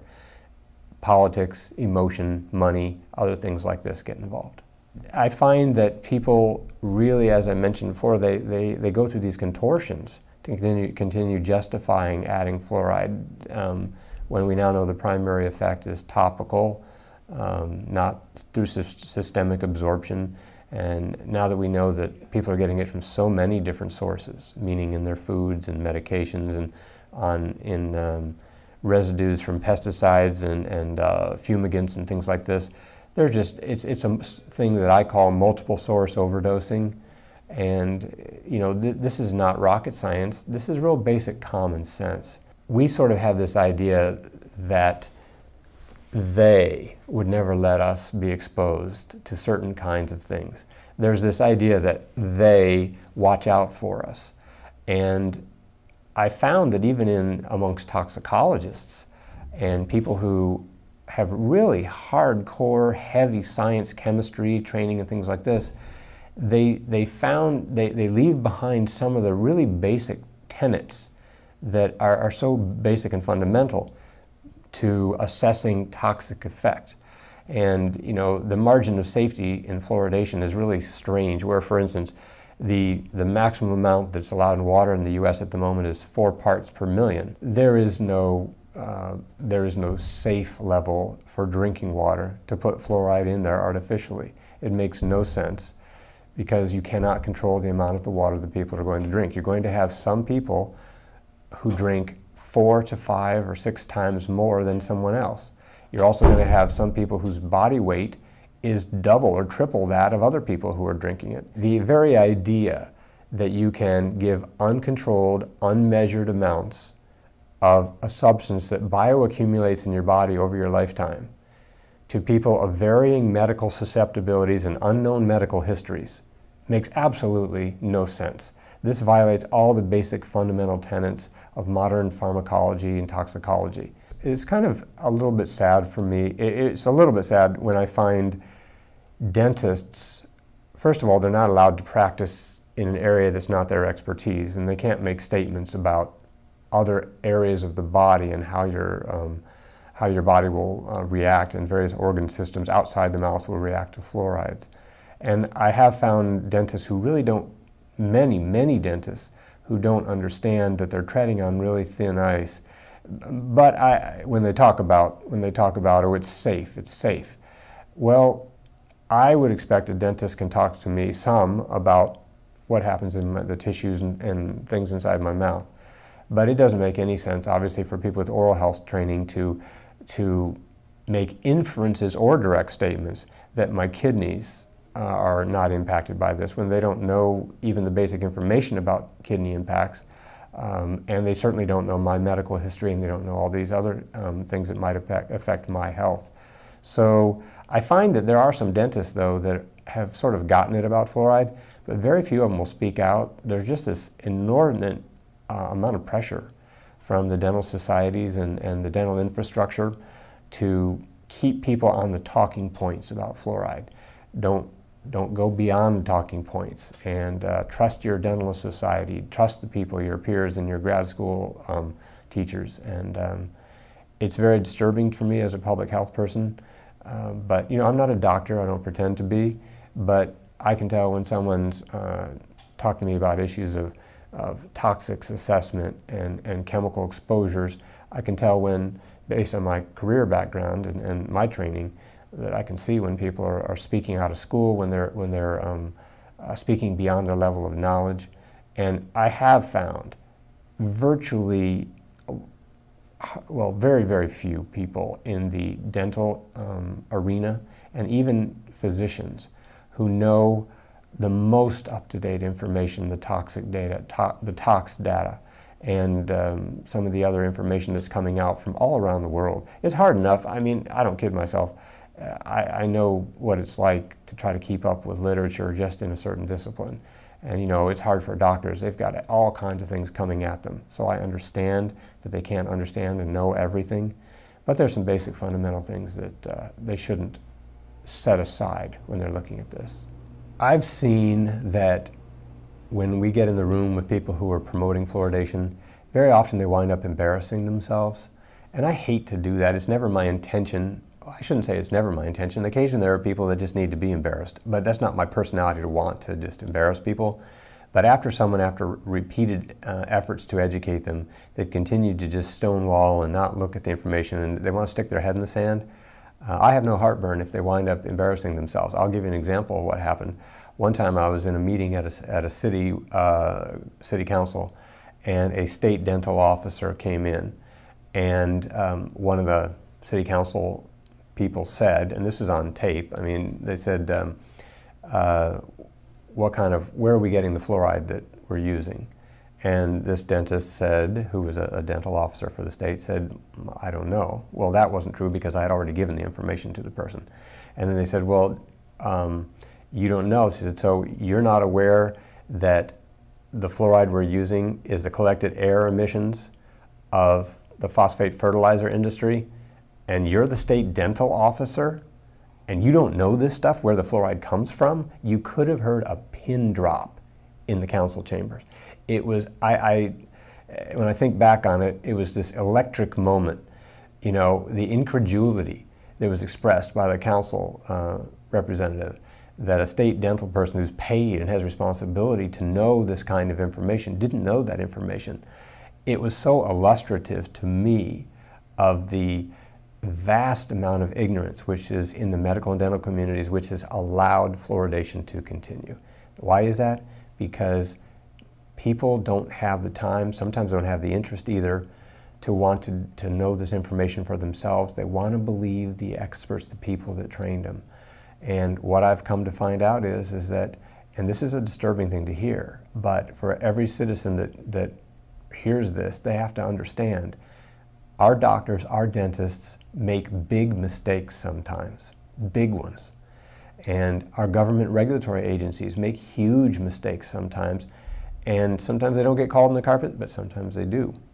So this has been something that I think we're going to see more and more of, that doctors and dentists, who are not the enemy, by the way, they're not. I mean, I think that there's other groups of people who are actively working that the primary people is not necessarily to blame the doctors and dentists. Having said that, though, there's some real fundamental things that a doctor should recognize instantly, things about uncontrolled dose, things about enhanced susceptibility for certain population groups like diabetics and kidney patients, things like that.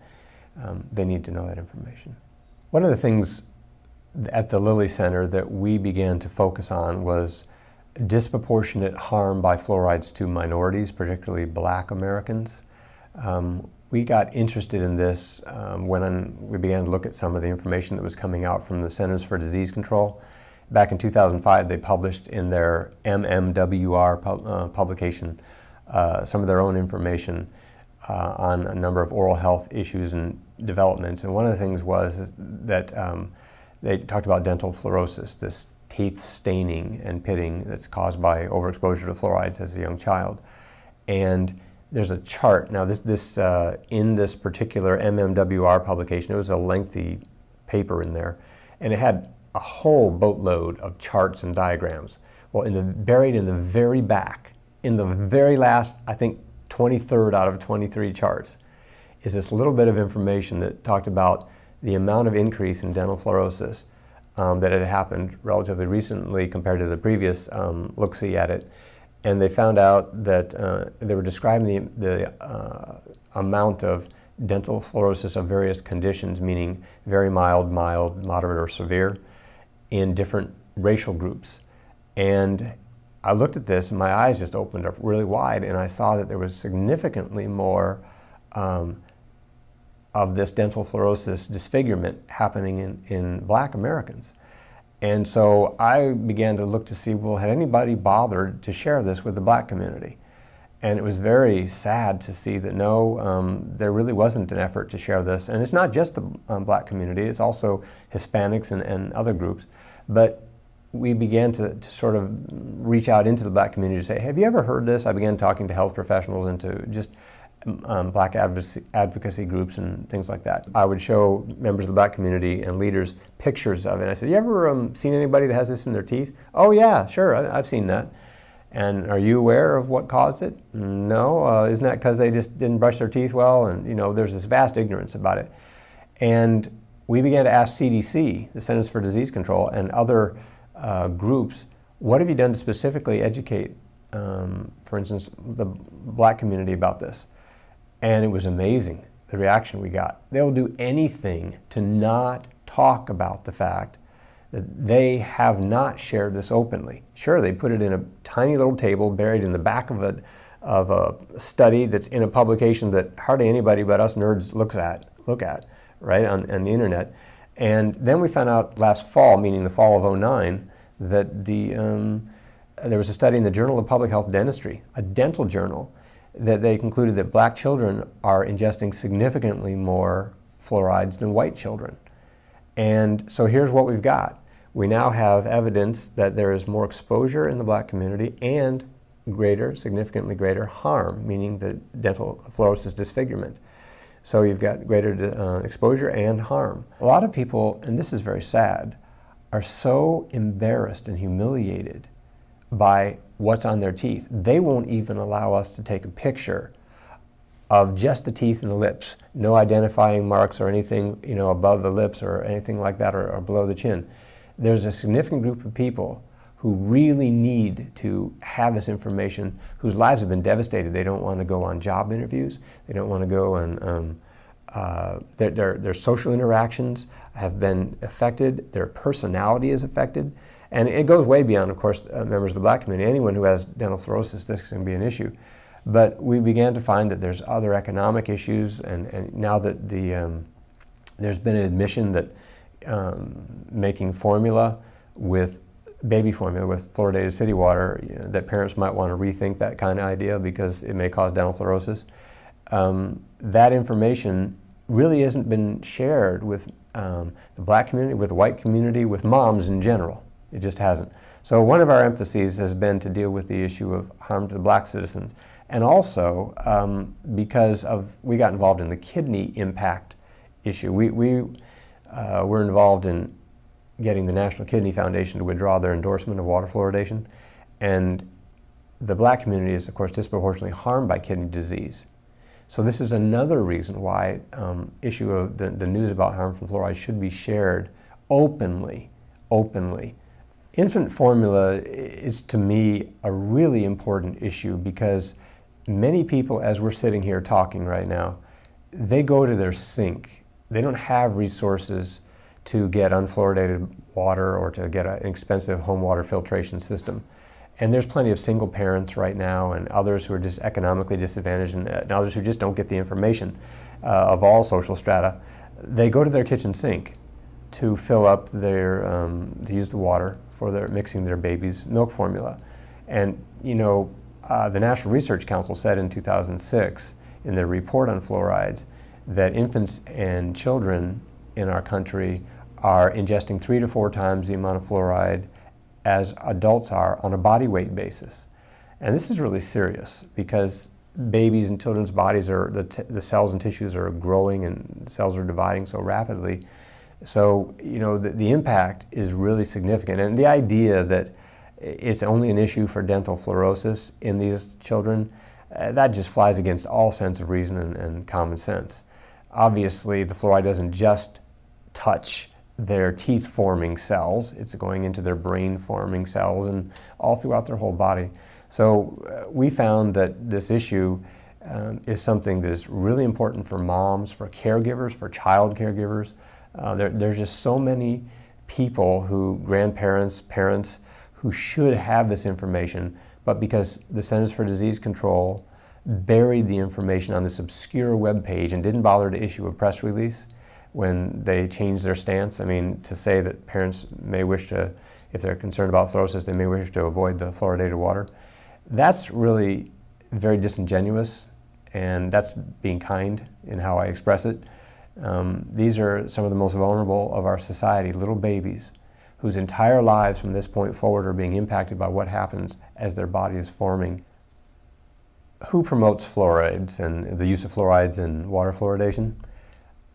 At the beginning, when I started looking into this, I had certain ideas about who would be involved in this. There's obviously the people who historically have had interest in dealing with fluoride issues. You know, the manufacturers of certain manufacturing processes that had to deal with fluorides as a byproduct or inherent in what they were doing. But the issue of getting rid of the air pollutant emissions that come off of making fertilizer, phosphate fertilizers, and, you know, trying to turn something that's a liability, which going through a smokestack and landing on cows and crops and everything else around, you know, that was a liability. And now to be able to turn that into a marketable product, to collect it using these air pollution scrubbers, and then take that product and this liquor, if you will, and be able to, instead of having to dispose of it in a landfill, or instead of having to try to deal with the emissions issues in the air, to be able to sell it and basically just sort of disperse it into the public water system and into people's bodies. Talk about the ultimate way to take a problem and turn it into a positive, at least in terms of cash flow. And, you know, that's what occurred in this scenario. There's a lot of people who push fluorides for a number of different uses. And it's not just for water fluoridation. Obviously, it's used in oral care products and other things. I think and in fact I know this is what's going to occur, at some point the public is going to associate the term fluoride and recoil at the term the way they do when they hear the word arsenic. You know, you kind of think, ugh, when someone says the word arsenic. Well, you need to be thinking about fluoride that way because fluoride, because of its properties, it's a very dangerous chemical, certainly to be ingesting it over long-term and uncontrolled amounts. The future of water fluoridation is all downhill. This thing's going to collapse. Water fluoridation is a house of cards that is wobbling. It is going to collapse. It violates so many fundamental tenets of ethics, scientific study and practice, pharmacology, toxicology, and there's just a whole host of reasons, liability reasons and other things like this, to where it's obvious that water fluoridation is going to end. The only issue for me is how fast is it going to occur? There's going to be a lot of people who are going to be really, I think, concerned about their personal liability in this issue because many people knew better and they had the information and they didn't act. They allowed the pressures of their professional sort of societies and peers to cause them to compromise their morals, to compromise their scientific principles. And, you know, when the house of cards collapses, it's going to expose something that Americans maybe are not going to be real enthused about seeing. Because, you know, we as Americans, we want to believe that our doctors and our dentists and our public health system is really after our best interest. But when it comes right down to it, there's been an awful lot of influence exerted and money passed through, back and forth through sometimes legitimate channels. But when the money trail shows up and when the liability thing, when the smoke clears, there's going to be a lot of organizations and individuals and professionals who are going to wish that they had weathered the pressure put on them by pro-fluoride groups. Because, you know, it's always better to, the truth, the funny thing, you know what the funny thing about truth is? After everything else is all collapsed around it, truth is still going to be standing. Truth doesn't need to be defended, but you know, it does help if we get ourselves in alignment with what's real and true. Truth is always going to be standing at the end of the game. But there are going to be people who are going to rue the day that they were just too concerned about what people were going to say about them and too concerned about the effect on their careers. Kidney patients should be told that fluorides accumulate more dramatically in their bones because their kidneys can't help excrete it out of their body. They have damaged function in that respect. And you know, and there's other impacts inside their body. There's actual damage to the kidneys themselves, not just the bones. So that's just one small group. When you look at the numbers and crunch the numbers, look at this. You've got, what is it, 1 in 9 American adults has some form of kidney disease. Crunch the numbers. See how many potentially upset people there are. How many people are diabetics? And right now there's something like 50+ million pre-diabetics who they're thinking are going to convert many of them to diabetes. And the National Research Council said that diabetics, kidney patients, and seniors and infants, among other groups, are a susceptible subpopulation that is particularly vulnerable to harm from ingested fluorides. So just crunch the numbers. This is going to dwarf asbestos and tobacco in the course because of the sheer numbers of people and the breadth of the conditions which are impacted by the fluorides. Back around 1999, 2000, when it came out formally so that the primary effect in preventing cavities was through topical means rather than systemic absorption. In other words, when the fluorides touch the teeth in the mouth, that is the primary. And that's very important to say. The dentists have admitted this is the primary, very key word, primary way that fluoride works. And they try to say now, well, there's both systemic and topical benefits.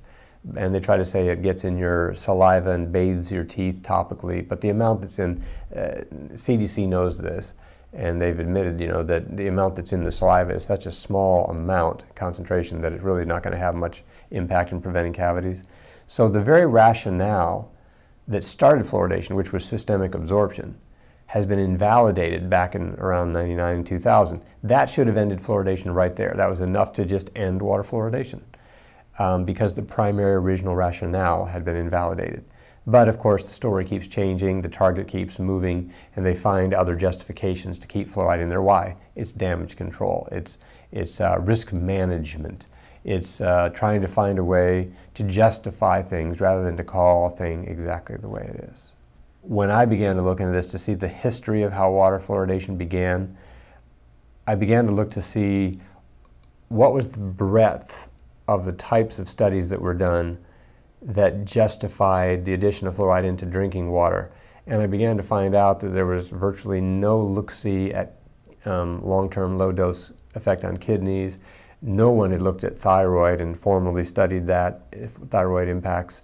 And when you think of all the ladies, particularly today, that have hypothyroidism, I can tell you, I talked to a lot of these folks that have hypothyroidism, and they become white with anger when they find out the possibility, the fact that their thyroid condition may have been caused or exacerbated by fluorides. And that's very disturbing. So when I began to find out that this thing at the very beginning when they introduced it was mostly dental studies that were done, again, it just showed you that I think for the most part people, it wasn't like this large number of people trying to conspire to do this. People wanted to prevent cavities. They just did. And they had good intentions. The vast majority of people had good intentions. But that doesn't justify the fact that they did not look at whole body impacts and brain impacts. The National Research Council said in 2006 that more studies are needed on how fluoride impacts the human brain. I think they said to clarify the impact on the human brain. I actually have people come up to me after reading that and they say, wait a minute, you mean we fluoridate and we don't know what it does to the human brain? And they're blown away by that. And of course they should be. We do hear the CDC and other people talk just ad nauseum about how there's supposedly 60 years of studies showing fluoride to be safe and effective. And the interesting thing is that if that's true, then why did the National Research Council's report in 2006 come up with literally volumes of research that has never been done, that they say should be done on the impacts of fluorides? And it wasn't that they're not saying study high doses. Sometimes they're talking about study this at 1 part per million to 4 parts per million. Study it at low levels and varying levels. So I don't buy it when people say the National Research Council report has nothing to do with fluoridation.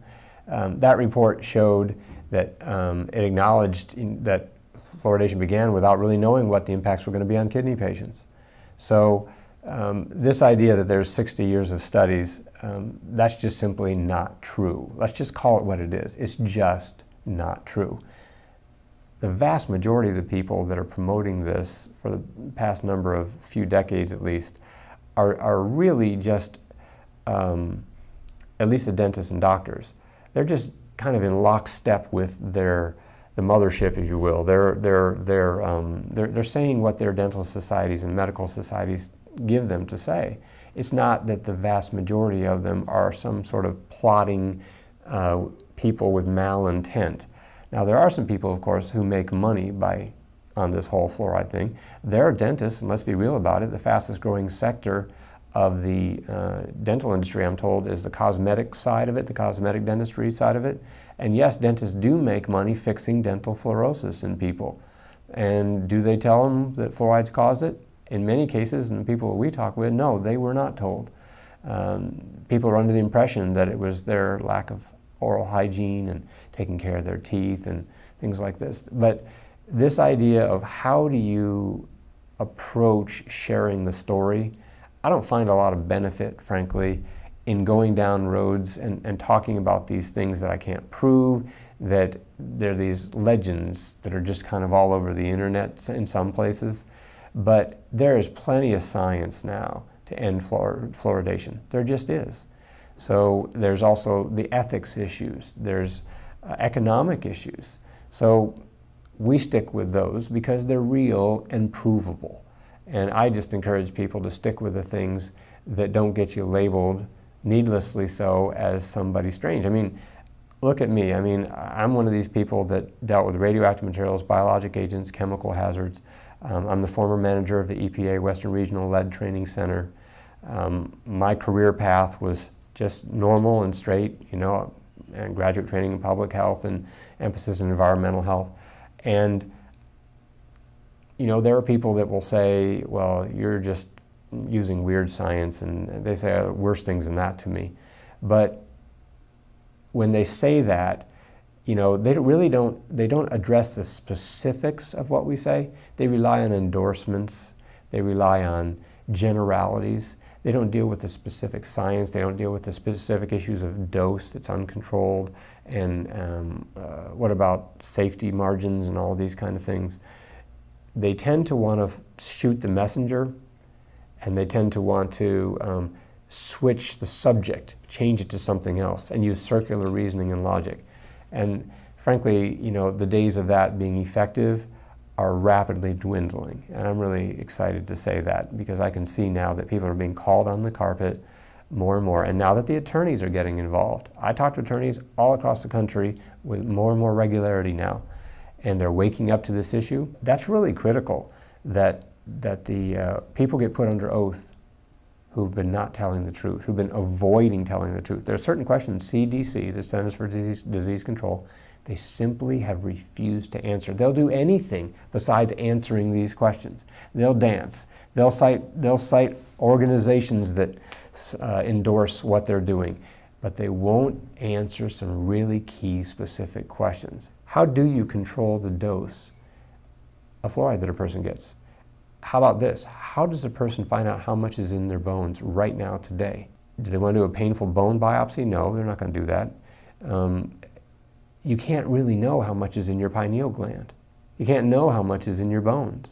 You can't know some of these really important things. With water fluoridation, how are you going to, for the people that want to avoid getting the dental fluorosis, and they don't have money to get a filtration system, they don't have money, you know, for their children, I'm talking about, and they don't, or they want to avoid it for their home, who's going to pay? You know, there's a lot of these kinds of questions that people just have never been forced to answer, and when people get put under oath, watch what happens when some smart attorneys really press hard on the questions that no one has ever been forced to answer. I think this moment today, and as we're talking here, this is mid-2010, and what's going to happen? I think we're going to see a real acceleration of bad news about fluoride. It's all bad news. It's all downhill. I would not want to be promoting fluoride these days. I wouldn't want to touch it with a 10-foot pole. It's just, from a risk management standpoint, it's not worth the risk financially, to people's health, for litigation purposes, etc. The Lilly Center is a very small public health training firm, and we got pulled into it just because of this health impact that had happened to my boss. she believed in this so strongly that she mortgaged her house. And that's, you know, we're not backed by some big corporation or anything like that. We don't have, I maxed my credit cards, she mortgaged her house. And we began to just talk to people to see who it was, to educate ourselves, to find out who had the authority and the power to bring change. And we found out that there was this sort of chain of deferred authority all over the place, that no one really, this is a hot potato, no one wanted to be the one who sort of stood out first on it. You know how politicians, they don't want to get on board a train until they see which way the train is heading? That just irritates the heck out of me when they're supposed to be serving the public good. And we began to find out that many politicians just don't have a spine. They don't have morals. And so what we found out is we've just been, our approach is kind of very really, it's been to follow our intuition. I find in my life that even though I have all the scientific training, that my gut, my intuition, is really the way to sort of steer how we go. That's how we got into this issue of kidneys and impact on kidney patients, and look what happened. We had, you know, the National Kidney Foundation removed their endorsement. My boss said to me one day, she said, we really need to reach out to the black community. It's important to do that. She's not a member of the black community, but she just felt that inside her, intuition said that. So we did, and suddenly all these doors began to open. We began to talk to all kinds of really interesting and neat people in the black community, and we began to get endorsements towards ending fluoridation. I have letters from a very broad spectrum of influential people in the black community. This is something when people can see it. It's really crucial to be able to physically, visibly see the impact of fluorides. Otherwise, fluoridation and fluorides can sound kind of dry and abstract. It's just this chemical, you know, people's eyes can roll back in their head when you start talking about chemicals. When we began to actually say, hey, let's start talking to people, show me your teeth, and, you know, looking at people's mouths when they were talking to us, you know, striking up conversations. Yes, there's a lot of dental fluorosis that's out there. We think that as more and more people find out about this, and they find out the costs that's going to take to fix their teeth. You know, if you get teeth veneers, I'm told that by a friend who's a cosmetic dentist that it can cost $100,000 over your lifetime to keep replacing these things about every 10 years or so. It's a real impact, and it affects people's personality development, their social skills, I had a young lady, she was so candid with us. Just so candid. She said, you know, this is just going to break a lot of people's hearts if this continues, because she talked about how it had impacted her. And my heart just went out to her. I know there's plenty of other stuff that we all have to deal with, you know, in life here. But this is something this is a no-brainer. We need to end water fluoridation. I'm Albert Bergsteller, Professor Emeritus of Chemistry at the University of Kansas in Lawrence, Kansas. My research on fluorine actually began in connection with my organic chemistry research, making fluoroproline, which is an amino acid with a ring, and putting that fluorine in there made some differences in how it would behave in some biochemistry and the biosynthesis of collagen. During the course of that research, I began doing more reading about fluoride and in general as a negative ion of the element fluorine. Now, in the course of that reading, I discovered that it causes effects on the thyroid gland. Intake of about 4 to 5 milligrams of fluoride per day will depress thyroid function. And the reason that became of interest to me is because I myself had been diagnosed with a low thyroid function a few years earlier after I came to Lawrence, Kansas. My doctor was puzzled by why it was happening, and had put me on the thyroid extract to control it, but nothing beneficial was happening. I had a whole series of symptoms that bothered me: waking up tired, feeling a dry throat, a bloated feeling in the stomach, some headaches, aching joints, and it just didn't seem right, but particularly the tiredness after what should have been a good night's sleep. So the doctor diagnosed me as having a low thyroid function with a basal metabolism of -22. This was about 2 or 3 years after I came to Lawrence in 1956. So I persisted with this situation, but I noticed I was drinking a lot of water, as much as 4 or 5 quarts a day, which would have given me the equivalent of 4 or 5 milligrams of fluoride per day. So I immediately thought, well, maybe if I just switched to non-fluoridated water, might see whether I'm one of these persons who's sensitive to fluoride. And sure enough, after a few days, I noticed my dry throat disappeared, waking up more refreshed. Gradually, the aching joints disappeared. A whole series of changes took place spontaneously, even though I then stopped taking the thyroid extract. Well, I persisted in this new pattern for about 3 months, called my doctor up and told him I'd like to have a new check on my basal metabolism because I'd been doing something different. And sure enough, he checked it out and found it was right back to normal at 0 and stayed that way since. And the more I read, the more I realized this was a very serious problem that had been largely excluded from the standard textbooks and the main reading that people would ordinarily do. At that point, I had thought fluoride was perfectly safe, was definitely beneficial, and from all the further reading of the literature that was excluded, I saw that was not the case. I also found that fluoridated toothpaste was causing mouth sores, and they disappeared when I switched to non-fluoridated toothpaste. I started reading papers by Dr. George Walbot, who was an allergist in Detroit, who had made discoveries himself on reversible toxic effects of fluoride back in the early 50s, and had published quite a bit, but most of it had been excluded from the mainstream purview and the public health literature. So it was in the course of meeting him after I discovered my own problem in 1965 that I got a chance to work with him on the journal he founded called Fluoride, the publication that became the official quarterly journal of the International Society for Fluoride Research. And I've been connected with that ever since. And in 1998, I became the editor when the late Dr. John Colquhoun was unable to continue it.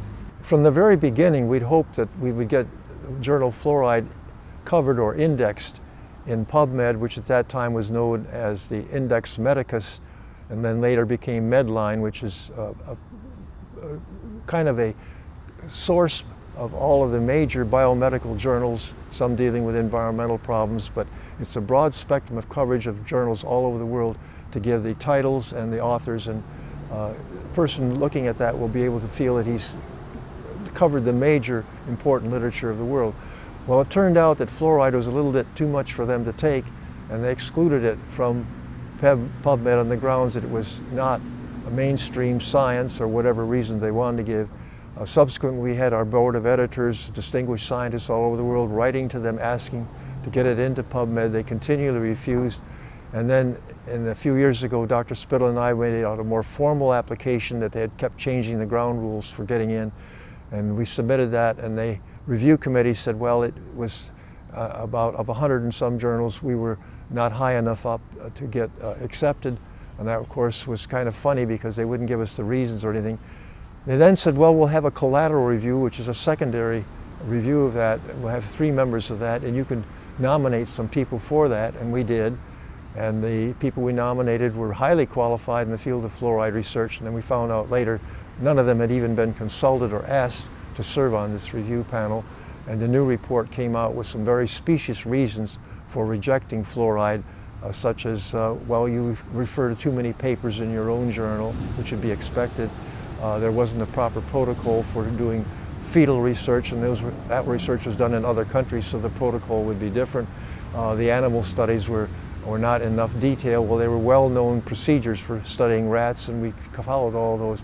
The human studies did not reach proper endpoints. Well, they were described in great deal. So the whole thing was nothing but a sham to say that those are valid reasons to exclude it. And then they even wrote a letter saying, well, we don't see many papers on the pro-fluoride side, and I sent in a whole group of lists of papers with abstracts that we had actually covered pro-literature very well in our journal. So that's where it stands today. They've rejected it on what I think are specious and really quite innocuous grounds, and we'd like certainly to get this straightened out, because what happens in the biomedical literature, people will go to the PubMed or Medline, and if they don't find something there, they feel it's probably not been published. Now, they could go to SciFinder Scholar, published by the American Chemical Society, where fluoride has been included right from the beginning. Web of Science is another retrieval engine that would get them access to fluoride, or even going to Google, they will find a great deal of research published in fluoride in that way. But most scientists today that deal with biomedical problems in the field of dentistry and public health and so on restrict their research surveys of the literature to PubMed Medline. Now, one of the main reasons I've stuck so hard and so long with this is the fact that fluoride in fluoridation, fluoridated toothpaste, and in fluorine in various medical products has an enormous impact on people who are sensitive to fluoride. And so we have a large number of people in any population that are suffering very serious ill effects from fluoride. The arthritic symptoms can become crippling in many cases, and the gastrointestinal disturbances can be very disturbing. Effects on the skin can be very troublesome. So all in all, some reversible, some not. Connections with cancer is a very real problem. My own research on Down syndrome showed that there's a connection, at least in the early years of a woman's life where she's having babies, can have a greater incidence of Down syndrome babies when she's in a fluoridated versus a non-fluoridated community. And very recently we've got new data showing that the failure of many women to have full-term babies or developing a lot of anemia during pregnancy can be caused by the fact that too much fluoride is preventing the absorption of folic acid and iron, which are very critical to have healthy babies. And this whole picture of the toxic effects of fluoride, depending on a person's genetics, their health, and their state of nutrition, can be very important. People with excellent nutrition, plenty of protein in their diets, will usually be much less sensitive to fluoride than those who have poor living conditions and less nutritious diets, and that has turned out to be the real key factor in so much variability. In the inner cities where people may have high sugary diets without good enough nutrients, they're going to suffer more tooth decay and ill effects from fluoride than those who have better diets. Well, the original studies behind fluoridation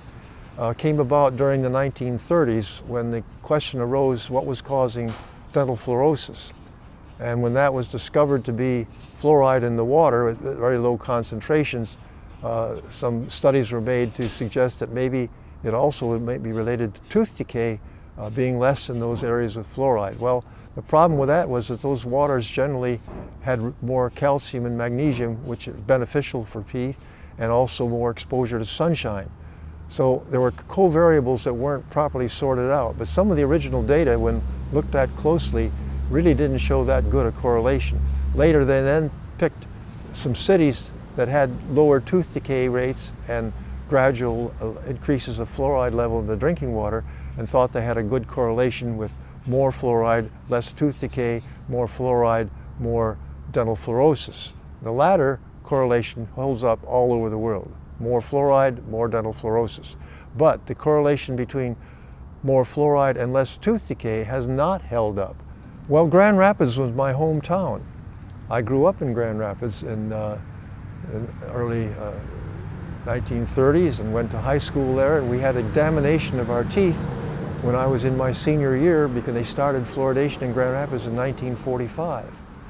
And what was done there was examination of the children in all the schools. I think there were 26 or 20, no, there were 78 schools, that's what it was. And they're a very large population. Well, to follow that up would have been rather unwieldy, so they cut it down to about 26 schools or so. And for the following years, they then kept a record of how the tooth decay went from year to year. Muskegon, Michigan, which also uses Lake Michigan water, as Grand Rapids did, was supposed to be the control. But at that same time, the tooth decay in Muskegon without fluoridation was going down just as it was in Grand Rapids. And when they look more closely at, when one looks more closely at the Grand Rapids data, it turns out that all of the tooth decay essentially went down the first year by that selection of a smaller number of schools. And there was no real progressive decline in tooth decay at all in Grand Rapids. And so that whole study was really not successful as a real science. Well, I think that when it first began, with the rosy prospects, they were pushing it. But after, I think, 10 or 15 years, when they saw data indicating it was not working, it should have been stopped. And as a scientist, I think people should be willing to look at hard data and not just stick to a plan that they thought was working. I think right now it's a matter of such embarrassment to the Public Health Service to admit that they made a big mistake, and the liabilities for having harmed people must loom very large in their minds for this. And certainly that's true also in Canada, where there's great concern about liability for having fluoridation. So they've tried to make it such that it's a legitimate power of the government to do this without liability. The same thing in Great Britain.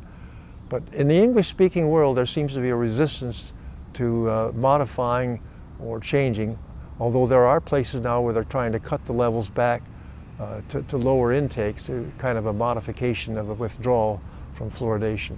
But it's really quite a waste when you think of the cost of adding these fluoride chemicals and the equipment and the control and so forth for something that's not working, causing a lot of damage to the plumbing and the machinery that is involved, and the dangers of overdosage, which frequently, and the harm that can cause.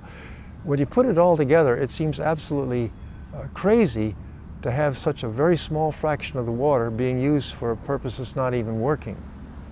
Well, the precautionary principle is a good one, because what it says in effect is if you have evidence, even though it's somewhat uncertain or questionable, you should go with the side of being cautious and not taking unnecessary risks. So without benefit, what is the point of this? That's the part that really seems very disturbing now, when we can show that their claims of benefit are faulty and there's not much real benefit from fluoride in reducing tooth decay. Furthermore, from the standpoint of mechanism, getting fluoride passing over the teeth in the drinking water is such a low concentration it can't possibly affect the enzymes on the teeth and so around the saliva and whatnot. So the question is, how is it working? Well, they're saying it promotes remineralization of the teeth from the calcium, magnesium, and phosphorus, particularly calcium, phosphorus in the saliva. Well, that's very questionable with that short passage time, and then other studies have shown that it takes a lot longer time of contact for that to actually work that way. Once the fluoride from the water gets in the body, then there's a whole series of bodily reactions that take place that are very unsatisfactory. So altogether, from a mechanistic standpoint, it's not good. Have I felt marginalized as a scientist from opposing fluoridation? Not really at the university, because we've got a more open-minded group. My colleagues in chemistry have understood that I wouldn't be opposing fluoridation without sound scientific reasons. So there's been no problem from that standpoint. But from the standpoint of the dental people, the public health people, certainly. At one time they even approached the chancellor to have me silenced at the University of Kansas. But after he saw my research, he said there's no point in even going into this, because obviously Dr. Bergstaller has looked at this very closely and does not have any reason to be silenced for what he's done. Well, I've been in a number of forums and confrontations with the proponents, and generally speaking, they avoid getting into the specific scientific details. They rest their case on the endorsements of the American Dental Association and the various public health associations and so on. So when you ask them what's the basis of these endorsements, they say, well, they've looked at it carefully and so forth. They say, well, how do you know they have? Well, they don't know that. And you say, well, the current evidence, the endorsements are out of date, in other words. So my experience is that they're resting on what was said and proposed some 50, 60 years ago, and since then they've not been able to update it with sufficient evidence scientifically to back it up as being safe or effective. Well, it's preserving their own position, and it's very difficult for people to retract something they've told the public it works, and now it's difficult to go back on that. I have sat down on a more individual basis with some of these proponents and presented evidence, and the net result is they say, well, I'll have to see more evidence and see it confirmed. I want to have more proof. And I said, well, how much proof does it take if it gets confirmed over and over again in different places over the years? Their problem is that they want to see it confirmed more in the United States. Well, in the United States, one cannot get research funding from the government that might question fluoridation. In the same way as true in Canada and England. The people who are finding all these negative results, generally speaking, are in Japan, China, India, the Middle East, Africa, and so forth. And so those countries don't have that restriction on funding to find out more about how fluoride actually works and what it's doing. Fluoride will interfere with various enzymes very dramatically at different concentrations And that's where probably a lot of the harm comes at the biochemical level. Getting into the stomach, there's enough acidity in the stomach to convert the fluoride ion into HF, hydrogen fluoride, which is very tissue irritating and penetrating, and also then causes the prevention of a lot of the absorption of necessary nutrients. The fact that it locks up in the bones, the insoluble calcium fluoroapatite, and depending on what stage and what point that's happening, it may have some adverse effects, creating brittleness in the bones, less tensile strength, and so on.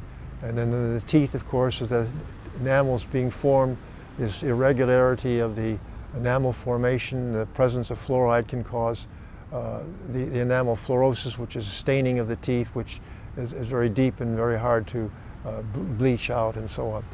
The other side of the coin is neurological effects, the effects on the central nervous system and the brain during early fetal stages, to causing a lower IQ, attention span deficits, visual acuity problems. So all of these things, a broad spectrum of effects of fluoride once it's in the body, from the standpoint of the muscular, the neurological, the skeletal, and so on.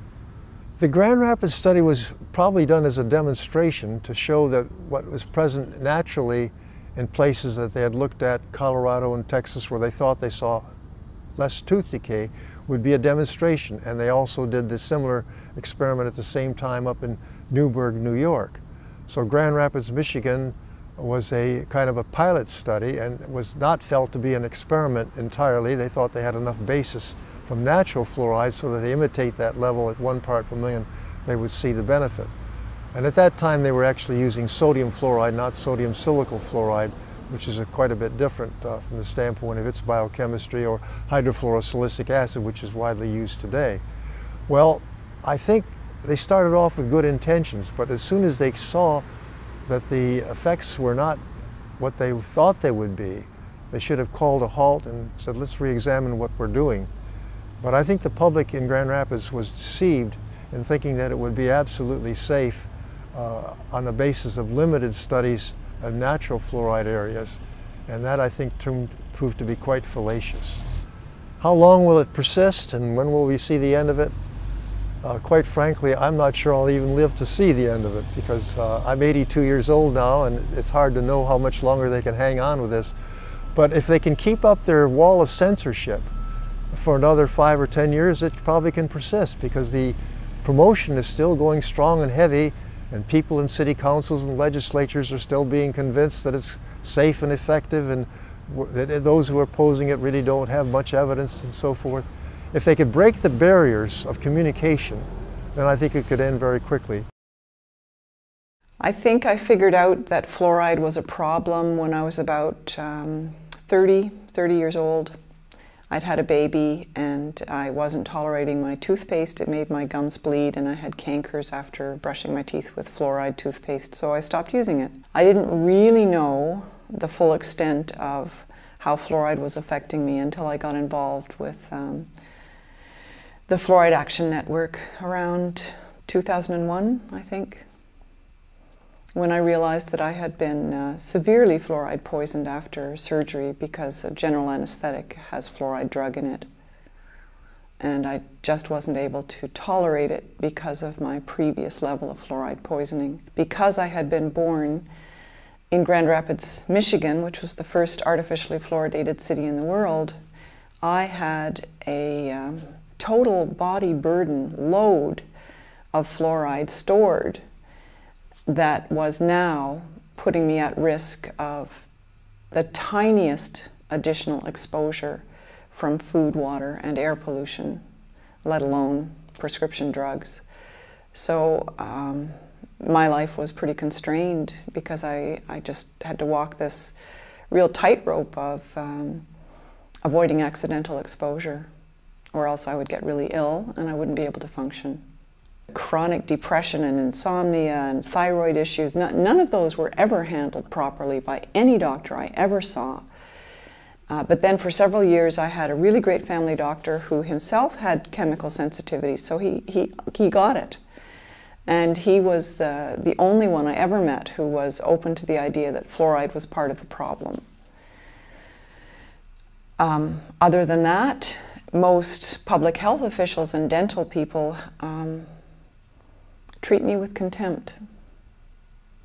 How dare I question their expertise? How dare I even propose that any of my problems and symptoms and lab reports have anything to do with this wonderful program of public health, which only helps everyone. My sister and I were born in the first 10 years of the fluoridation experiment. Our teeth were not improved. We had tons of cavities. I had cavities even before I had my adult teeth. Like before age 6, I had cavities. I had mercury fillings before I even went to school. And so did my sister. So if we were the target recipients of all that benefit, how come it didn't work?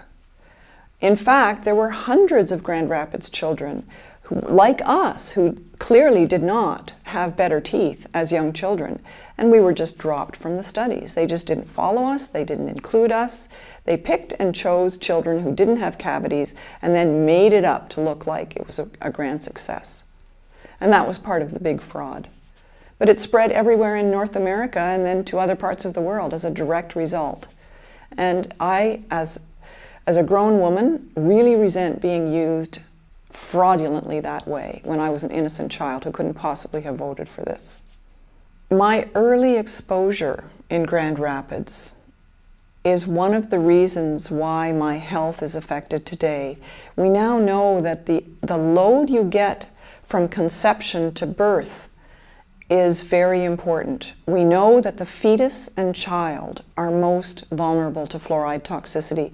And this is because the fetus cannot excrete fluoride. The fetus incorporates everything in the mother's blood that it sent. Remember, this whole thing was a big success. The Grand Rapids trial was the basis for selling it to the rest of the world. I do think they had a foregone conclusion. They were either convinced that this was a good thing or they had an ulterior motive, but either way, it was a foregone conclusion and they just built everything around it to make it so. I see my role as an activist to first offer help and information to other fluoride-poisoned victims. I have done dozens of deputations now to committees and city councils, and the overwhelming response has been cold contempt. Get me off the stage, take the microphone away from me, get me out of there. They just don't want to hear it. The response from environmental groups and citizen activist groups and ordinary voters groups is very different. They always get it. Who's responsible? My guess is that in Canada it is faceless bureaucrats behind Health Canada giving false information and outright lies to the officials that we elect to make policy and uphold our laws. And we can't reach them. They're they're under a cone of silence or something, but they have incredible power to manipulate public health policy and laws in this country, and that's wrong.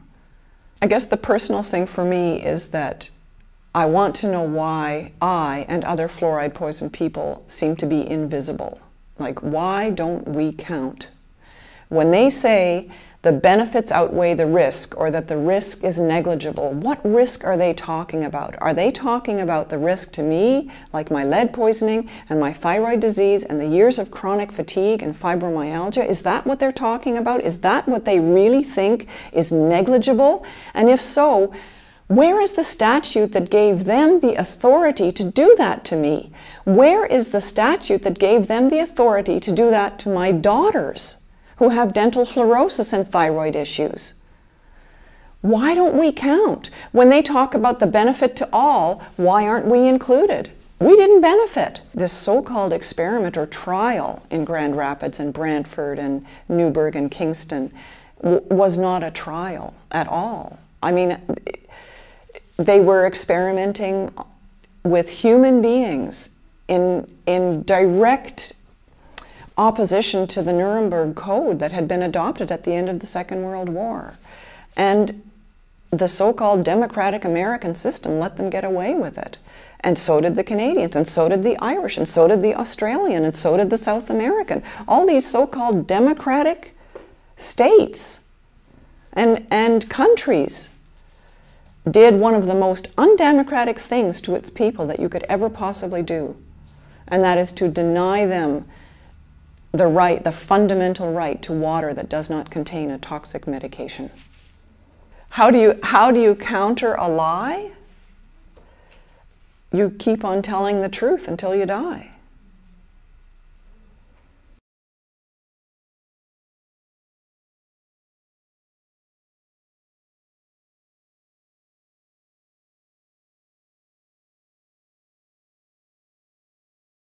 Are experiencing greater health problems? Are they experiencing arthritis? That's important because there is an increase in arthritis in the United States, and we know that the first symptoms of fluoride's damage to the bone is just like arthritis, pains in the joints, in the bones themselves. Another thing that's associated with fluoride is lowered thyroid function. Again, we have a huge epidemic of hypo-underactive thyroid gland in the United States with symptoms like lethargy, chronic fatigue, depression, obesity, and so on. All of these things are all around us, but nobody is checking to see if there's any relationship between people drinking fluoridated water their whole lives. By the way, that's another reason why fluoridation is so preposterous. You are giving a drug to people for them to drink every day of their lives for the rest of their lives. I mean, it is, quite frankly, it's one layer of preposterousness on top of another. And to top it all, to make it a very clear case of bad medicine, you're not giving people informed consent. You're allowing a whole community to do to everyone what an individual doctor can do to no one. An individual doctor cannot force a patient to take medicine. They are required to tell them the benefits and the downside, the side effects. And once the patient has heard these, then they are supposed to make up their own mind. We haven't given our consent to this. To me, it's the height of arrogance. We are meant to believe that just because they put on a white coat and tell you that they're the experts, that we have to take this medicine. It's absolute nonsense. And the other thing which is preposterous about this is a dentist has skills on teeth. We go to dentists for them to drill and polish and do other things with our teeth. Those dentists are not trained. They're not specialists in the brain, in the bone, in the thyroid gland, in the lung, in the kidney, into hypersensitivity, into margin of safety analysis, into risk assessment, in toxicology. They don't have any of the skills which will enable them to go to the public and say it is safe. They haven't done the reading, they don't have the skills. It's, as I say, it's the height of arrogance. The Centers for Disease Control and Prevention only has one division involved with the fluoridation issue, and this is the Oral Health Division, about 30 staff. If you look at their qualifications, they're nearly all dentally trained, and their function is to promote fluoridation. It's been the policy of the US Public Health Service to endorse fluoridation and promote fluoridation since 1950. And all they're doing is to promote it. And they do it very aggressively. They send their personnel to state legislatures and support mandatory fluoridation. So they're very aggressive and enthusiastic about this practice, and they promote it. And therefore they have a huge conflict of interest when it comes to a question of whether this practice that they have promoted for 60 years, whether they have a conflict of interest when they tell you that the process is effective and safe. This is what is very peculiar, because as any contaminant, any material that's likely to end up in the water when water percolates through rocks. So there's a standard for arsenic, there's a standard for lead, and there is also a standard for fluoride. And since 1986, that standard has been 4 parts per million. And the National Research Council, who did their review at the request of the EPA and funded by the EPA, after 2.5 years came back and said the 4 parts per million standard is not protective of health, and you should do a new health risk assessment to determine a safe MCLG. MCLG stands for maximum contaminant level goal. That is the safe standard based upon the best science with an appropriate safety margin put in to protect everyone, because the Safe Drinking Water Act should protect everyone, the standard. Well, after 4 years plus, the EPA has not done that, and yet the calculations are relatively simple. The National Research Council did all the work that they were requested to do. Nearly all the endpoints that they need are there. The levels which cause those endpoints are there. All they have to do is to take those endpoints and apply standard procedures, and if they would do that, then the MCLG that they would come up with would be far less than 1 part per million. And of course, if they did that, it's the end of water fluoridation. So the EPA, if they did their job, would be able to end water fluoridation tomorrow. But you can imagine in Washington, if that happened, it would be like a volcano from the US Public Health Service. So right now we believe that the US Public Health Service is trying to keep the lid on the EPA to not, or delay and delay and delay that final determination of the MCLG. Well, you know, in the last couple of years, we have a new president. And one of the things that President Obama has said is, I want to see scientific integrity and transparency in our regulatory agencies. I want them to do their jobs honestly, because of all the scandals about industry influence and pressure, the pharmaceutical industry on NIH and CDC and so on. And so what we need is for President Obama to match this beautiful sounding rhetoric with reality. And the quickest place to do that is with the EPA. So we need President Obama to say to the EPA, do your job. Do your job scientifically, do your job honestly. Let's have a safe MCLG. And one extra thing, I will protect any scientist at the EPA that does this honest job. You will not be fired under my watch. You won't lose your pension, you won't lose your promotion, you won't be fired, you won't be harassed or penalized in any way. And it's sad to have to even suggest that that might be necessary, but we've had situations in the past where scientists of the EPA have been fired because they were outspoken on aspects of fluoride's toxicity. So there we have it. We could be ending fluoridation tomorrow if the EPA did its job, or even more importantly, if the President of the United States admitting this, or they're totally, utterly incompetent. They can't read. I mean, all you've got to do is to read the literature.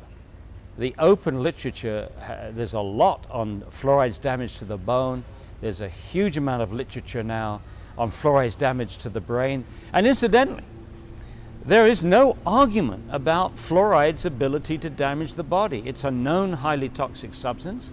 Millions of people worldwide have had their bones wrecked and other tissues impacted by natural fluoride. We've known forever that it interferes with enzymes, interferes with other aspects of biology and biochemistry. And it's also very clear and well established in literally hundreds of articles from India and China and other parts of the world which have high natural levels, that people's lives have been ruined by exposure to fluoride. Skeletal fluorosis, damage to the brain, damage to the kidney and other things, well established. The only argument that's left is there an adequate margin of safety between the levels which cause this harm in the literature and the levels at which people are exposed in a fluoridated community. Now, I would state quite clearly and categorically that there is no adequate margin of safety to protect everyone in society drinking fluoridated water. So it's a practice that should be ended as soon as possible. And it's not as if we don't know that it's harming people. There are 32% of American children, and this is a study conducted by the Center for Disease Control in 2005, admits that 32% of American children have dental fluorosis, which indicates that they've been overexposed to fluoride, not just in fluoridated water, but from all sources of fluoride, dental products, air pollution, some foodstuffs, and of course fluoride in water, and also fluoride in the foods and beverages which have been prepared with fluoridated water. You add all that up, and our kids are being overexposed to fluoride. And their gamble, always they say that dental fluorosis is a cosmetic effect. Nonsense. It's the first indication that the body is being poisoned by fluoride. And the open question is what other tissues have been damaged You know, as far as thyroid function is concerned, doctors in Europe between the 1930s and the 1950s used to give patients sodium fluoride tablets to lower the activity of the thyroid gland. What's it going to do to somebody who's has normal thyroid function, or someone who's already got low thyroid function or borderline thyroid function? I think it's reasonable to suggest that it could make things worse.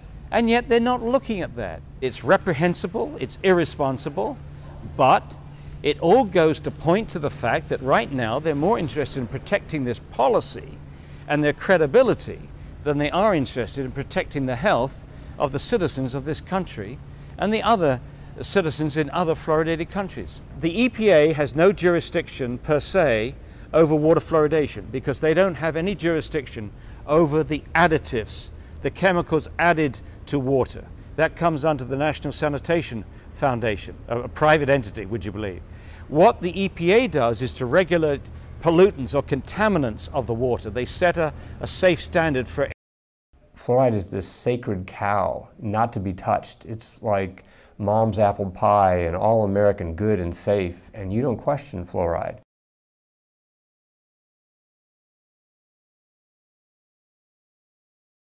Paul Connett, Professor Emeritus of Chemistry from St. Lawrence University in Canton, New York, and now the Executive Director of the Fluoride Action Network. 14 years ago, my wife put a bundle of papers down on my table and said, "Dear, would you read these?" And I said, "What is it?" And she said, "Fluoride, fluoridation." I said, "Take that stuff away. These people are crazy." At that time, I felt that fluoridation was all cut and dried, it was safe, it worked well for teeth and so on, no problems. After I read the papers, the scientific papers, I was really rather humbled and embarrassed because I realized that this impression that I was walking around with, that there was no issue here, there was no debate, was clearly not true. There were very serious questions. One of the issues that concerned me greatly was how low the level of fluoride is in mother's milk. It's actually as low as 0.004 parts per million, which means that a bottle-fed baby in a fluoridated community where the parents make up the formula with fluoridated tap water is going to get 250 times more fluoride than a breastfed baby. And I felt then, and I feel now, that nature wouldn't have screwed up on something as fundamental as what a baby needed for healthy growth. And as I read more, I realized that there were some serious health concerns here. And as I read still more, it was clear that there was no difference in tooth decay between fluoridated and non-fluoridated countries. And also, even though most people have been persuaded that everybody is doing it, and you could argue that most people are doing this in the United States, but most people in the world are not doing it. Most countries are not fluoridated. 98% of Europe is not fluoridated. The majority of countries are not fluoridated. In fact, there's only 8 countries in the world that have more than 50% of their water fluoridated. So the odd men out are the people that fluoridate. If you get chance to talk to an audience with an open mind, an audience that's prepared to listen, it doesn't take very long to persuade them that this is a very silly practice. It's a bad medical practice. When you think about it, once you put it in the water, you can't control the dose. Once you put it in the water, you can't control who gets it, which means the very young, the very old, the very sick, the people with impaired kidney function, the people with poor diet. And also, there is no individual supervision. There's no doctor checking to see if there's any side effects. And if you believe in fluoridation, that you believe that there's this single drug in the world that has no side effects. It would be absolutely remarkable if fluoride had no side effects. And the only way they're able to maintain this very unlikely position is that they're not doing comprehensive health studies in the United States to see if communities that are fluorided, evidence of effectiveness gets weaker and weaker. As they admit now that they got the mechanism wrong for over 50 years. For over 50 years they thought that the baby had to swallow the fluoride and the fluoride would be incorporated in the growing enamel. So when the teeth erupted through the gums, they would be harder and more protected against acid attack. They now say, no, that doesn't work that way. It works topically, it works from the outside of the tooth. So they've changed the mechanism. Well, as this evidence for lack of benefit and the evidence of harm gets stronger, they seem to want to fluoridate more. They seem to, right now, they want to introduce mandatory fluoridation in Oregon, in Pennsylvania. They've talked about Massachusetts. They've just got it through Louisiana. They just got it through Nebraska, mandatory fluoridation. In Australia, they've just got mandatory fluoridation through in Queensland. In Victoria, they're forcing it on communities without even giving them a chance to vote on it. And it's puzzling why they continue to promote this so aggressively. And a lot of people have asked, you know, where's the money in this? Follow the money. Well, it's difficult, you know, which there are many industrial interests that use fluoride. They may be worried about liability. We have sugar interests. They've always wanted to reduce tooth decay without reducing sugar consumption. So for them, fluoride was the magic bullet. We have the pharmaceutical industry and others using fluoride in dental products. They may be worried about liabilities. The American Dental Association may be worried also about liabilities because they've endorsed these fluoridated products, and if it's shown that fluoridated water causes problems, then all these other products are also liable. But I think the real issue here is loss of credibility.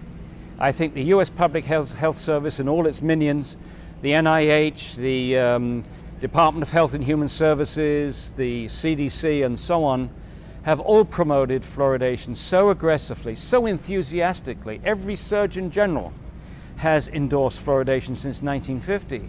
And I think now they feel that if they admit that they were wrong, that this is going to harm their other public health projects. My advice to them is the way to minimize liabilities is to stop fluoridation in the name of the precautionary principle. That way you don't admit to anything. You're not saying we think that fluoride damages bones and that's why we're stopping, because if you did it that way, then the lawyers would be jumping up and down across the country and having lawsuits for everybody who's had a hip fracture, everybody's got arthritis, everybody's got lowered thyroid function.